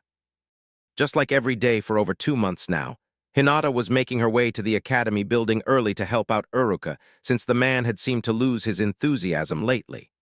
She usually awoke 2 hours before the academy was open to students to train alone or with Hanabi for an hour, and then helped Uruka for the next hour. Though she had expected something different to happen today, to see the boy she had been dreaming of for so long was nothing short of astonishing. On Naruto's part, he could only look down confused at the affection he was receiving from the younger girl and display his confusion by looking to Uruka. Uruka's answer was a knowing smile and a shrug, indicating that he couldn't help him in this situation. Naruto sighed and shook his head, mouthing that his no-good sensei was still no help at all, getting a silent laugh from the teacher. Hi, Hinata, it's good to see you, but what are you doing? Hinata slowly leaned up from Naruto's chest with a bright smile and tinted cheeks. I'm sorry, Naruto-kun, but I'm really happy to see you. I hope I didn't offend you. She began to move away, but Naruto wrapped an arm around her, setting his palm in the small of her back. Hinata squeaked and blushed deeper. Naruto's cerulean eyes locked into her silvery ones, a knowing smirk finding its way onto his own face. How did I not see that she had a crush on me this whole time? He wondered. It took years of teaching from every one of his senseis, and even the Kyuubi itself for the Jinchuriki to learn about the clues that girls showed when they had a crush or were in love with someone. It took 3 months for him to figure it out about Fu. I'm not offended.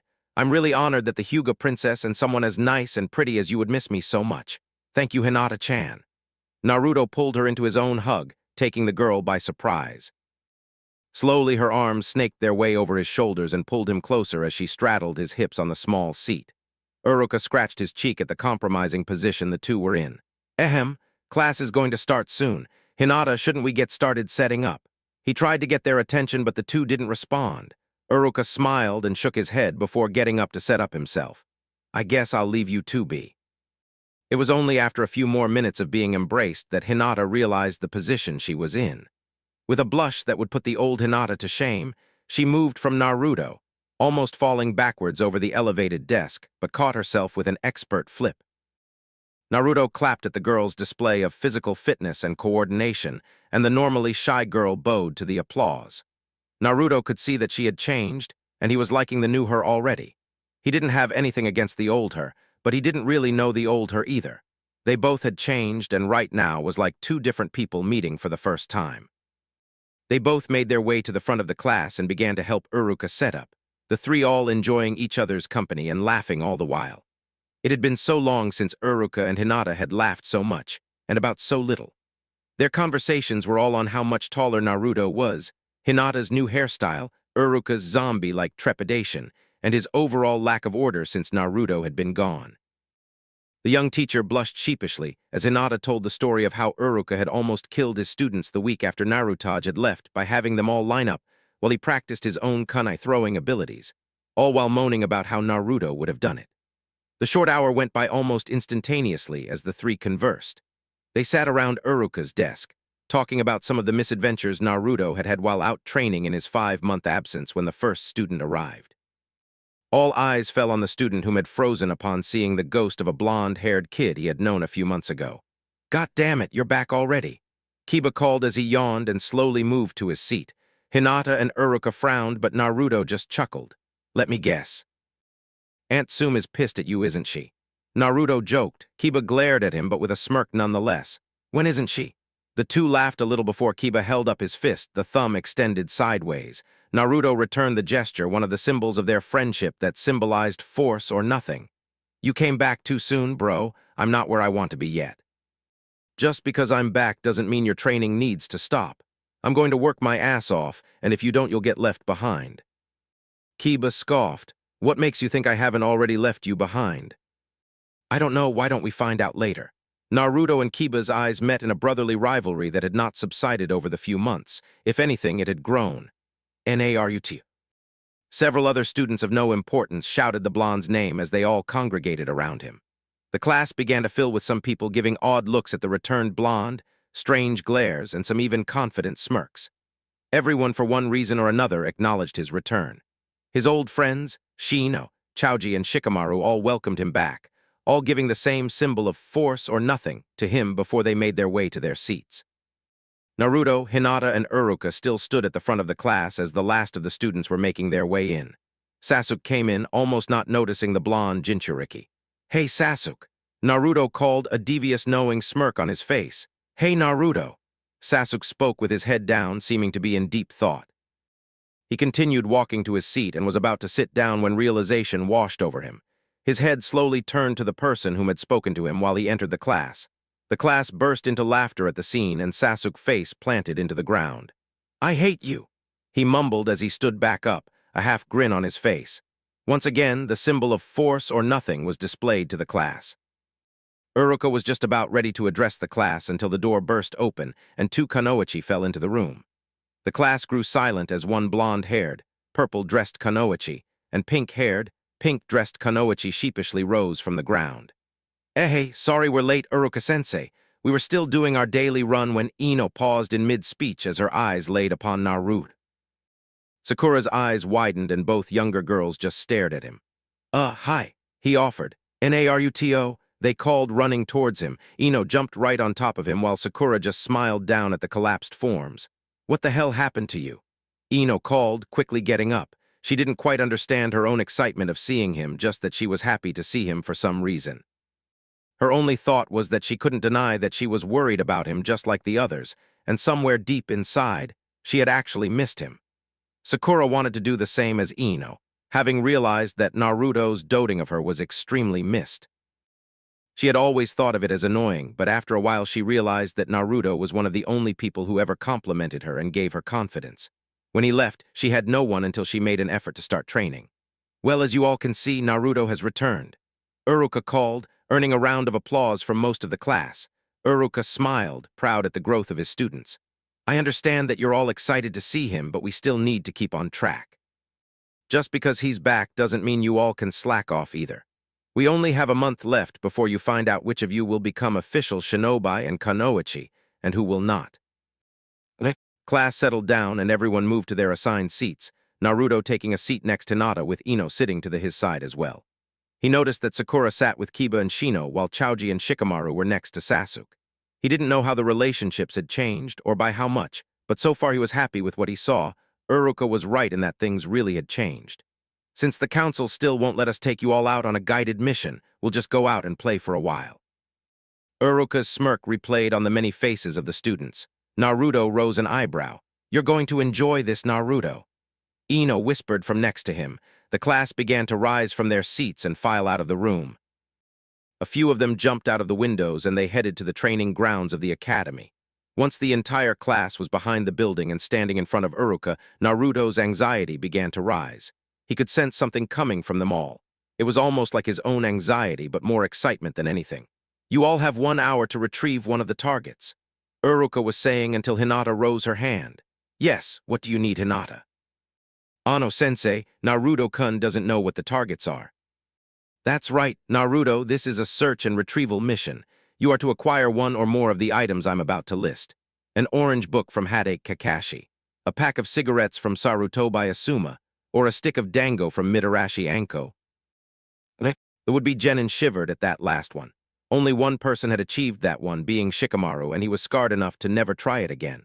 Naruto looked around at his classmates. He could see those who either succeeded or not just from the looks on their faces. Hinata had her natural, warm smile on, Shikamaru was scowling, Kiba had a confident grin, and Choji was sulking.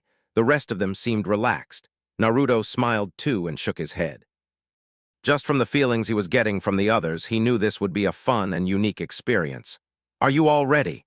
Uruka called, effectively reaching a peak in the tension. Begin. The class vanished from Uruka's sight. Over the fence, a kick and twirl on the roofs, the sides of buildings, through the trees, the newest and upcoming generation of ninja sword, not breaking a single step as they all but glided through the village. This one moment, where nothing mattered but the feeling of running, of jumping, of almost flying, kept their personal emotions locked firmly inside of them as they were only set on moving forward to their objective. Naruto had gone farthest, his initial kick from the fence launching over several buildings, earning amazed looks from his classmates. The feel of the wind as it beat across his body and through his hair was surreal. The others saw a golden flash, and then as if in slow motion, Naruto's form glistened in the sun like a burning angel. And just like that, they were gone. Naruto's feet touched the shingles of a rooftop for only a moment before he kicked off again, going straight forward. He cut through the wind as if there was no resistance. As he touched down on the next rooftop, he kicked off with his right foot, spinning in a barrel roll as switched sides of the street, landing just as gracefully on a flat rooftop of a store before running towards an elevated wall. Not missing a beat, he leaped and ran up the side of the wall, kicking off higher into the air as he reached the top. Naruto-kun. The sweet melodic voice of Hinata caught his attention as he was at the peak of his jump, and looked back to see the princess soaring upwards towards him with her hand outstretched. Quickly grabbing it, he spun once and slung her forward, sending the girl into a fast dash to the next rooftop before he himself back-flipped in the air and landed for only a split second before he kicked off with a force that shook the building, and he caught up with her. The smile on the Hyuga heiress face was nothing short of amazing. It was the brightest he had ever seen her smile, and the wind blazing around them, as if it were attempting to knock them out of the sky, made the scene one to remember. The feeling was not lost even as their aerial dash declined to put them on an open road in the middle of town. They continued to run, dashing in and out of people as they moved through the streets, never once bumping anyone. Naruto. Kiba's voice rung out, and from a nearby rooftop dropped the Inuzuka. The only words spoken were those of his friend's name before all three only continued their mad dash through town. Coming to the canal that ran through the village and a bridge, Naruto smiled deviously. With a sharp turn, he hopped the fence, down towards the water, and began to run on its surface. To his surprise and delight, Kiba and Hinata were right behind him. "Turn it up, Naruto!" Kiba yelled, with pleasure. In a burst of speed that would make Lee cry for joy, Naruto vanished once more, splitting the water in front of Hinata and Kiba. For their part, though surprised at the speed, they both easily dealt with the now half-pipe-like water. Hinata activated her Byakugan and jumped on one wall of water, running up it until she reached the apex and used a burst of chakra to send herself out of the canal, so high that she grabbed a tree branch on her way down and used the momentum to sling herself forward, where she saw Naruto pacing himself again. Kiba let Akamaru jump out of his jacket and they both began to spin. "Gatsuga!" he cried, and the two whirlwind-like drills tore apart the walls of water as they moved through the canal, picking up speed until the drills looked like one. They spun upwards into the air and stopped, giving Kiba a bird's-eye view of the village. "Show off!" Naruto yelled. Kiba only smiled before spinning again, making a fast, drilling spiral aimed straight at Naruto. "Geez, Naruto, your first day back and you've got Kiba riled up already." "Sorry, Shikamaru, I've got a way with getting under people's skin." At his comment, Naruto burst away, Kiba stopping his spin as he landed right where he had just been and then dashing off after him. The newly arrived Shikamaru sighed but smiled anyway before making his shadow shrink. It formed beneath his feet, though no one would notice except for Hinata. He moved forward, but instead of running like Naruto and Kiba, he seemed to be gliding over the ground, almost as if skating. Hinata, not one to be outdone, ran up the building they were next to and took the high road. Naruto and Kiba were once again running on the open road, right next to the canal as they spanned the village. Shikamaru soared over a pile of crates and slid down a cart as he caught up, skating right next to Naruto. Hinata's shadow appeared from the shade, showing that she was right with them to their right. They're not the only ones who have gotten faster, Naruto. The newest arrival of Ino made Naruto's eyes widen. The girl was running on the railing next to them and between them and the canal. She was sweating, looking to be putting her all into it, but her speed increase was undeniable. "She's been training with us." Her progress is far more than substantial. Shino didn't seem tired at all as he ran up next to Kiba. "And why are you all following me again?" Naruto asked, having more fun than he had even expected to. "Who said we were following you?"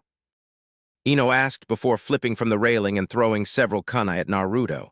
Naruto kicked off the ground, propelling himself into a front flip. The movement only proved to slow him for a bit and he landed, still in a full sprint. Ino was a bit ahead of him now, sticking her tongue out at him. "This is a competition, Naruto, get with it." Her words seemed to spark something in them all as they began to pick up the pace. Now turning away from the canal and heading back towards the main part of the village, they began to run by the lake where Naruto used to see Sasuke sitting alone. The left trail to the Hokage monument was just along the other side of the lake, and a bit further in the direction they were headed was the clan district. "Take your own advice, Iin," Hinata said before she leaped from the last building that was in that part of the village. She soared over the small group towards Ino, her arm cocked back with her palm open. Iin yelped and skipped to the left as Hinata smashed the ground where she had just been. Naruto, Kiba, Shino, and Shikamaru dashed past them at this point, and Hinata began to follow, leaving Ino in the dust. No fair. As the small group began to leave Ino's sight, she turned to the sky. A bit ahead, she saw a bird flying in the same direction. Now's as good a time as any. She put her hands in the symbol that indicated the mind transfer jutsu. However, her pinky fingers were down, as if making a heart shape within the diamond. "Change," she called, and in a flash her soul left her body, headed towards the bird. As soon as she entered, another flash occurred, and in place of the bird was Ino herself. An advanced version of the substitution jutsu that only the Yamanaka could use. "Here I come." Now reaching the northern main street of the village, the group didn't have time to look up to see Ino as she landed right on Kiba's back, almost tripping the boy. He stumbled a bit but kept his balance. "The hell? Ino, where the hell did you come fr?" He didn't finish as Ino pushed his hood down over his head and flipped off of him, running forward towards the group. With Kiba in the back, Ino catching up, Shikamaru and Shino behind him, and Hinata now beside him, Naruto knew they had to get out of the streets. "The first objective is coming up, Naruto-kun," Hinata called. Naruto nodded as he saw a man with a long beard and a cigarette in his mouth.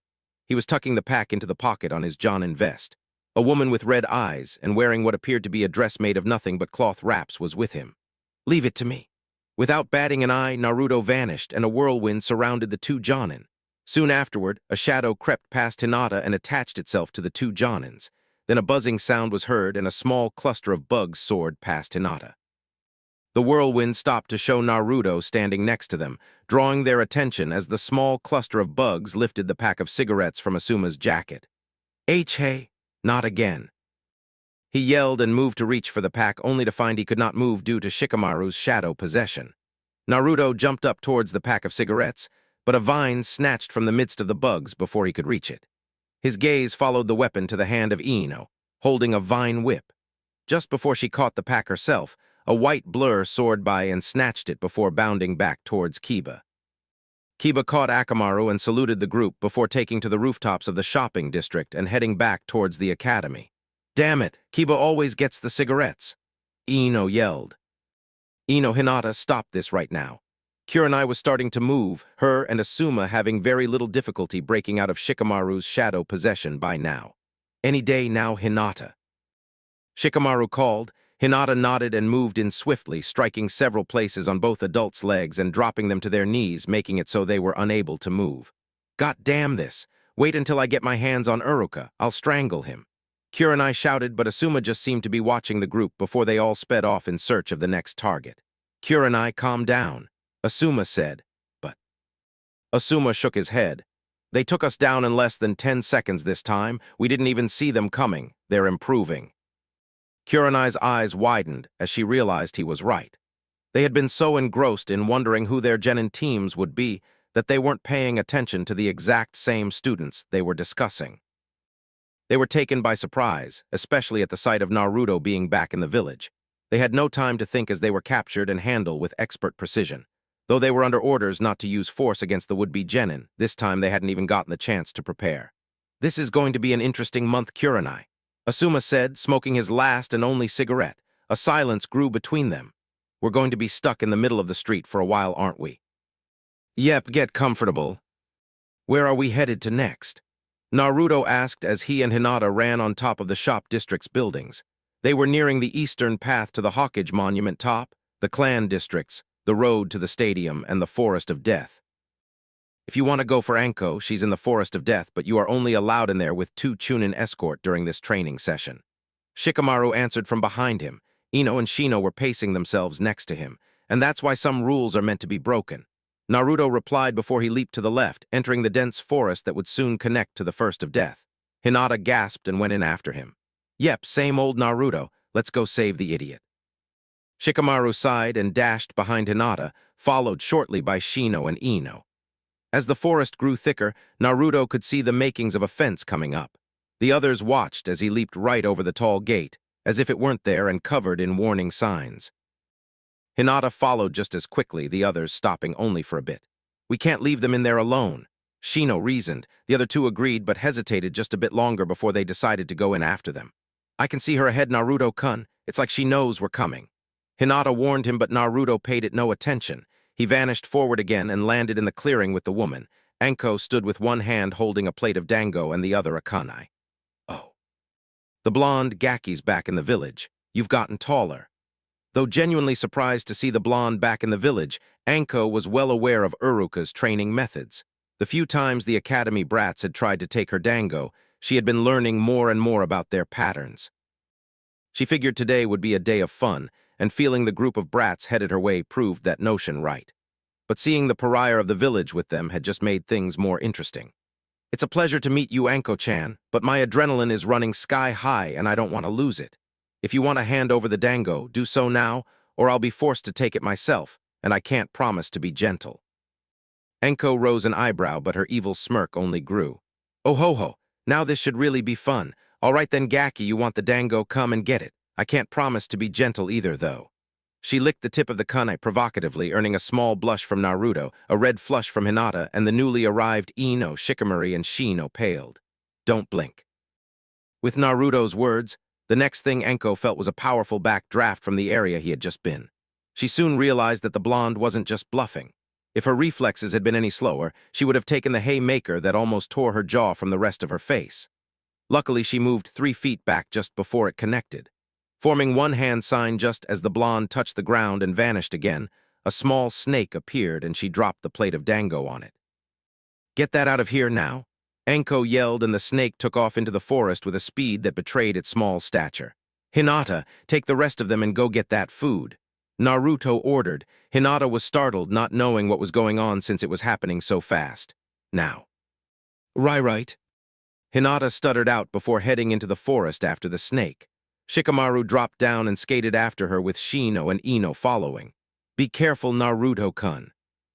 That's a bold move, Gaki. You better be able to keep that bravado up. Anko said before drawing another kunai. I just hope you can keep up, Anko-chan. Just like before, Naruto vanished, causing a powerful wind to kick up around the area. A whirlwind began to form around Anko. The special Jonin grit her teeth and narrowed her eyes, wondering where he was going to attack from. What type of jutsu is this? She wondered. Pay attention, Anko-chan. Naruto's voice alerted her of the imminent danger, and she barely had time to dodge roll to her left as 3 kunai soared from the swirling vortex at her. The kunai embedded in a tree opposite her with 3 clean thuds.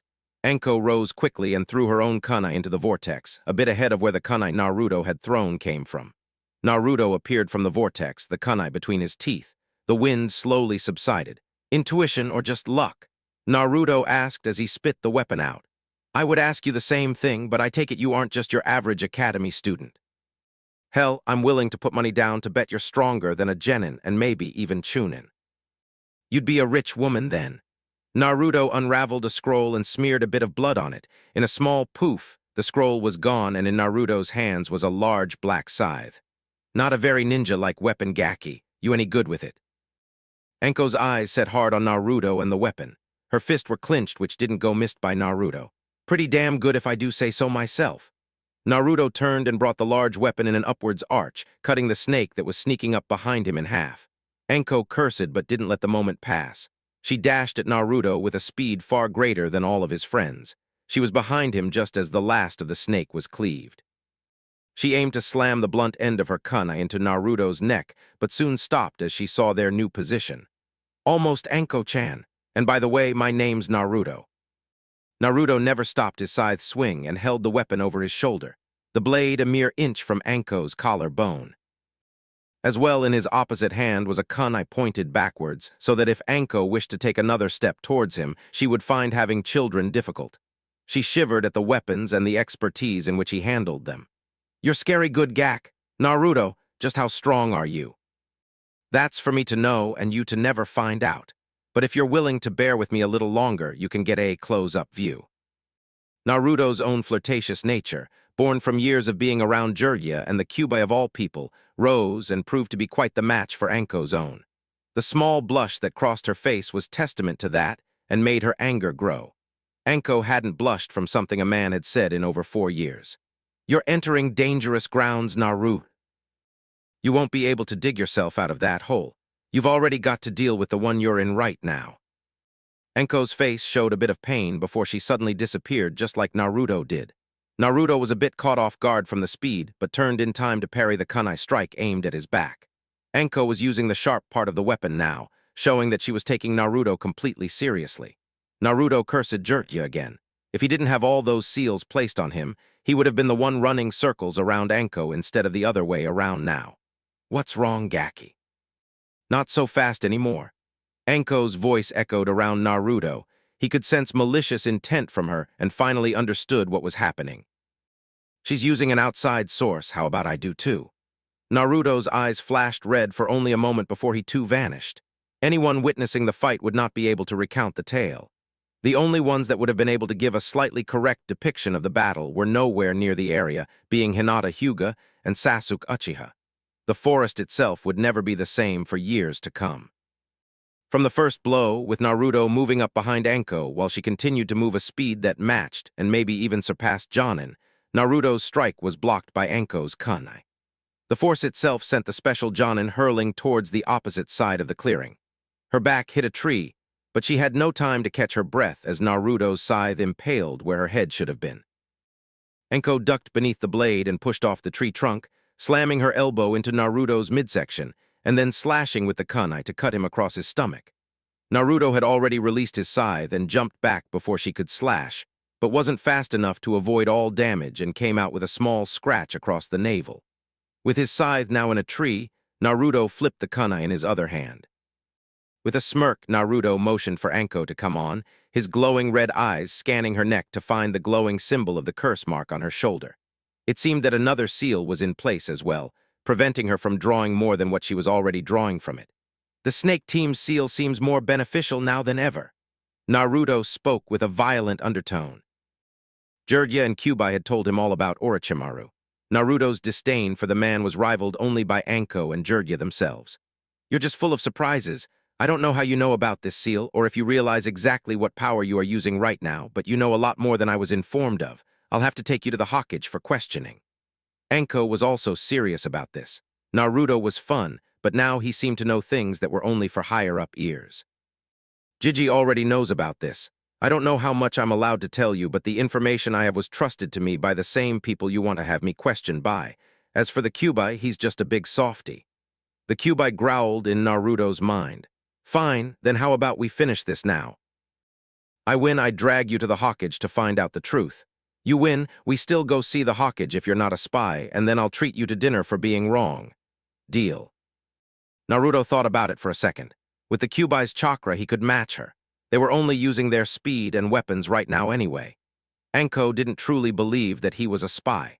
If he were, this whole thing would have been pointless, and so many other security measures would have been taken care of to subdue him far before he had made it to the forest of death. On the other hand, getting drugged to the Hokage because Anko wanted to gloat about how she beat the Hokage's secret weapon didn't sound too appealing either. Besides, who was he to turn down free food? Deal.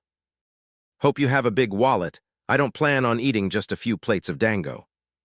Naruto dashed forward, coming down with an overhead slash from his kunai. Anko blocked it easily and held out her opposite hand. A snake lashed out from her trench coat and sunk its fangs into Naruto's shoulder, releasing a poison at the same time. Anko smirked triumphantly, but it was only momentary as the Naruto the snake was biting on suddenly popped into a log with exploding tags on it. Anko tried to retract the snake and jump away, but it was a bit late. The log exploded, blowing the snake into pieces and sending Anko slamming into the same tree she had hit the first time. For a moment she felt nothing but pain. Then realization struck her. The scythe was gone. With wide eyes, she rolled out the way as the scythe struck the ground where she had just been. She turned to see Naruto spin on the pole of his blade before flipping upwards and ripping the weapon from the ground. He kicked off of the side of the tree and soared at her, his glowing red eyes showing feral enjoyment. He extended it and held it with both hands before aiming to cleave Anko right in half. He succeeded, but did not fall for the trick. Anko's body fell into a mass of snakes, and just as Naruto landed on the ground from his attack, Anko was coming from above him. She attempted to impale him with her own kunai, only for Naruto to jump away. The cluster of snakes that Anko had substituted with sprang at Naruto and latched onto various parts of his body. The drawing of blood was enough to let Anko know she had gotten the real Naruto. Gotcha. With one last hand sign from Anko, the snakes began to glow before all at once exploding.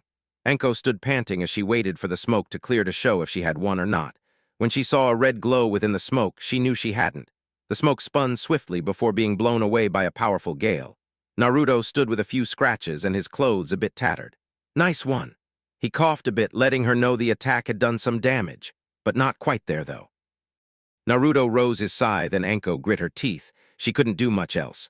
The curse mark was starting to return to normal. Oh my kami! Anko thought as Naruto brought his scythe down and sent a small whirlwind at her. I just lost to an academy student, was her last thought before the gale twirled her and then slammed her against another tree, knocking her unconscious. Naruto's red eyes faded back to blue.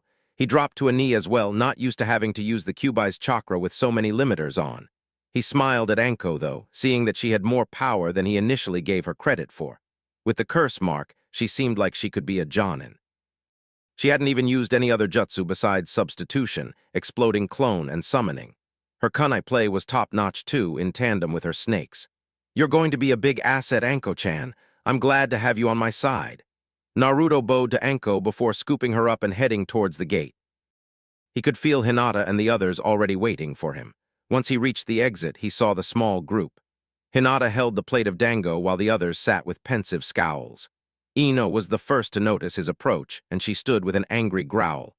Naruto, if you ever make us come into this damn forest after your ass again, I'll feed you to the Inuzuka myself. Who made you go anywhere? This is a competition, remember. Naruto stuck his tongue out at Ino before hopping the fence and running off towards the village. Shikamaru and Shino watched silently while Hinata ran after him. Ino yelled and began to follow. Shikamaru and Shino stayed behind. You saw it too, right? Shikamaru asked. Shino nodded. He defeated Mitarashi-san, a special Jonin. Shikamaru stood up and dropped down to the forest floor. He began to slowly trudge back to the village. Naruto's got a lot of tricks up his sleeves, but that may be the biggest one yet. He's holding back. I agree.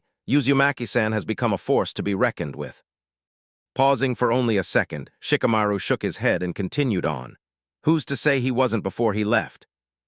Naruto and Hinata continued onwards, Ino keeping pace as best she could behind them. Hinata gave worried glances to Naruto as he carried the unconscious special Jonin with them towards their next and final target.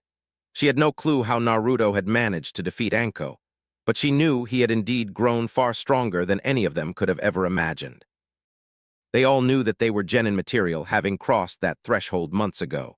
Some of them were even confident enough in their abilities to say they were ready for Chunin. However, none even thought about special Jonin. Yet there was Naruto, cradling the unconscious form of the strongest special Jonin in the Leaf Village. Ano, Naruto-kun. Hinata tried to get his attention. Naruto's gaze went to hers and a small smile formed on his face.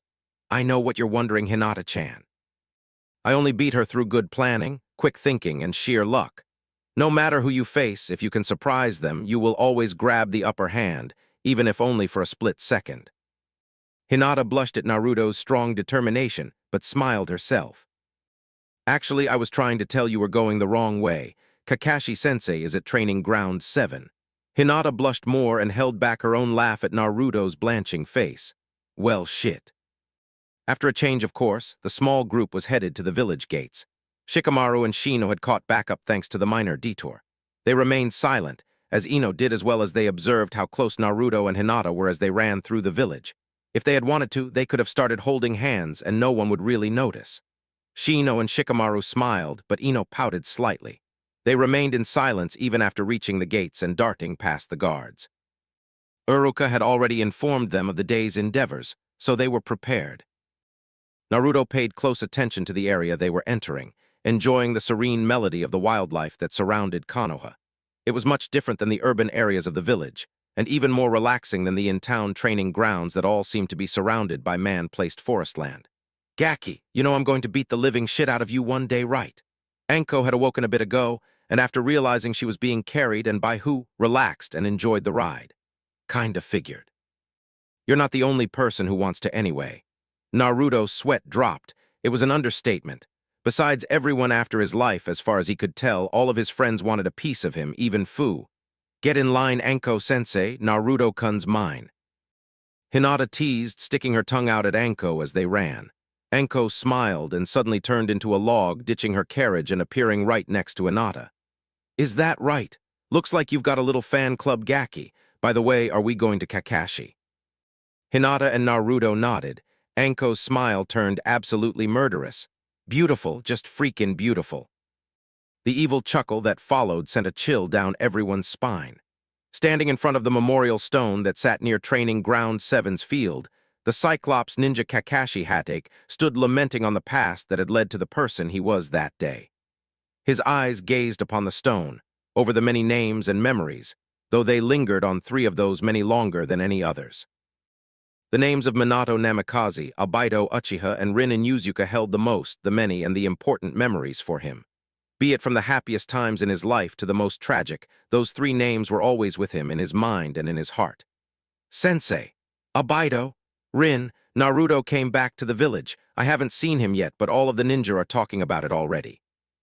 I didn't know what the big deal was at first, but apparently Master Jiraiya had taken the boy out of the village a few years ago. Sensei, I still don't know why you trapped the demon in some random boy, but if the demon influences him and Jiraiya trains him, what's to stop him from betraying and killing us all? I just don't understand what's happening anymore. Why didn't you tell me anything? Abai, Rin. What would you have done in this situation? I haven't seen enough of him to actually say that he is evil. His pranks are funny and keeps the village lively, just like you, Albedo. And his temper, if I can recall correctly, is just like yours, Rin. I find it hard to hate him, even if he is responsible for your death, Sensei. Knee Scarecrow, drag your ass back to the present so we can kick your ass. Anko yelled as the group landed in the training field behind Kakashi. Anko-sensei, the whole point of this was supposed to be stealth, you do realize that, right? Ino asked with her face in her palm. Anko just shrugged, never taking her eyes off of Kakashi's back. Oh, great. Kakashi sighed and slowly turned around to face his would-be attackers. His one visible eye slightly widened as they set sight on the newly arrived Naruto. He's here, and he looks different. For a moment, the image of his own sensei, Minato, flashed into his mind, but it was only for the briefest of moments. What's wrong, Kakashi? Cat got your tongue, where's my money, bro? Anko called, pointing an accusing finger at him. Everyone present sweat dropped. You only joined us to get money he owes you. Naruto asked with a small tick mark on his head. Anko shrugged again. Business before pleasure, right? And this is both, kicking his ass and getting my money. Naruto shook his head. What does he even owe you for? We bet that the ANBU would get lazy with you gone. And he swore up and down that the elite shadow force of this village was not in shape from chasing one single academy student. Naruto rose an eyebrow, interested that it was a bet on him. And Anko pulled out a picture. After a second of looking at it, Naruto crashed into the ground, laughing his ass off. Hinata, Shino, Ino, and Shikamaru all crowded around to see the picture and were soon on the ground with Naruto, save Shino, who only stood next to them chuckling and wiping tears from his eyes. What's on that picture? Kakashi asked, one visible eye narrowed. Anko turned the picture around to reveal a room full of drunk, sleeping ANBU, all with profane words and graphic details of male and female genitals drawn all over their masks. To top it all off, Anko herself was in the picture with a marker, and at the moment the picture was taken, she was positioning several of the male ANBU into compromising positions. Kakashi paled, dropped to his knees, and held back the urge to vomit. Ha, read that in one of those porn books you have. Seriously, what the hell have I missed? Naruto asked through his chuckles as he stood back to his feet. Anko put the picture away and smiled evilly at Kakashi. Look, I'll get you your money after I deal with the kiddies. Kakashi was saying until he noticed the group walking away. Hey, where are you going? Naruto looked back as he and his friends made their way back towards the academy. You weren't paying attention and we stole your book. Bye. Kakashi's eyes widened and looked down to his waist to see that the rectangular holster that usually held his porn was flatter than Sakura's chest. Thunder crashed in the area and dark clouds instantly filled the atmosphere. Naruto sweat dropped at the oppressive aura. The to-be genin looked at each other and then at Anko. The special Jonin smiled. Yep, time to run. That's all for now. If you enjoy, then please like, share, and do comments.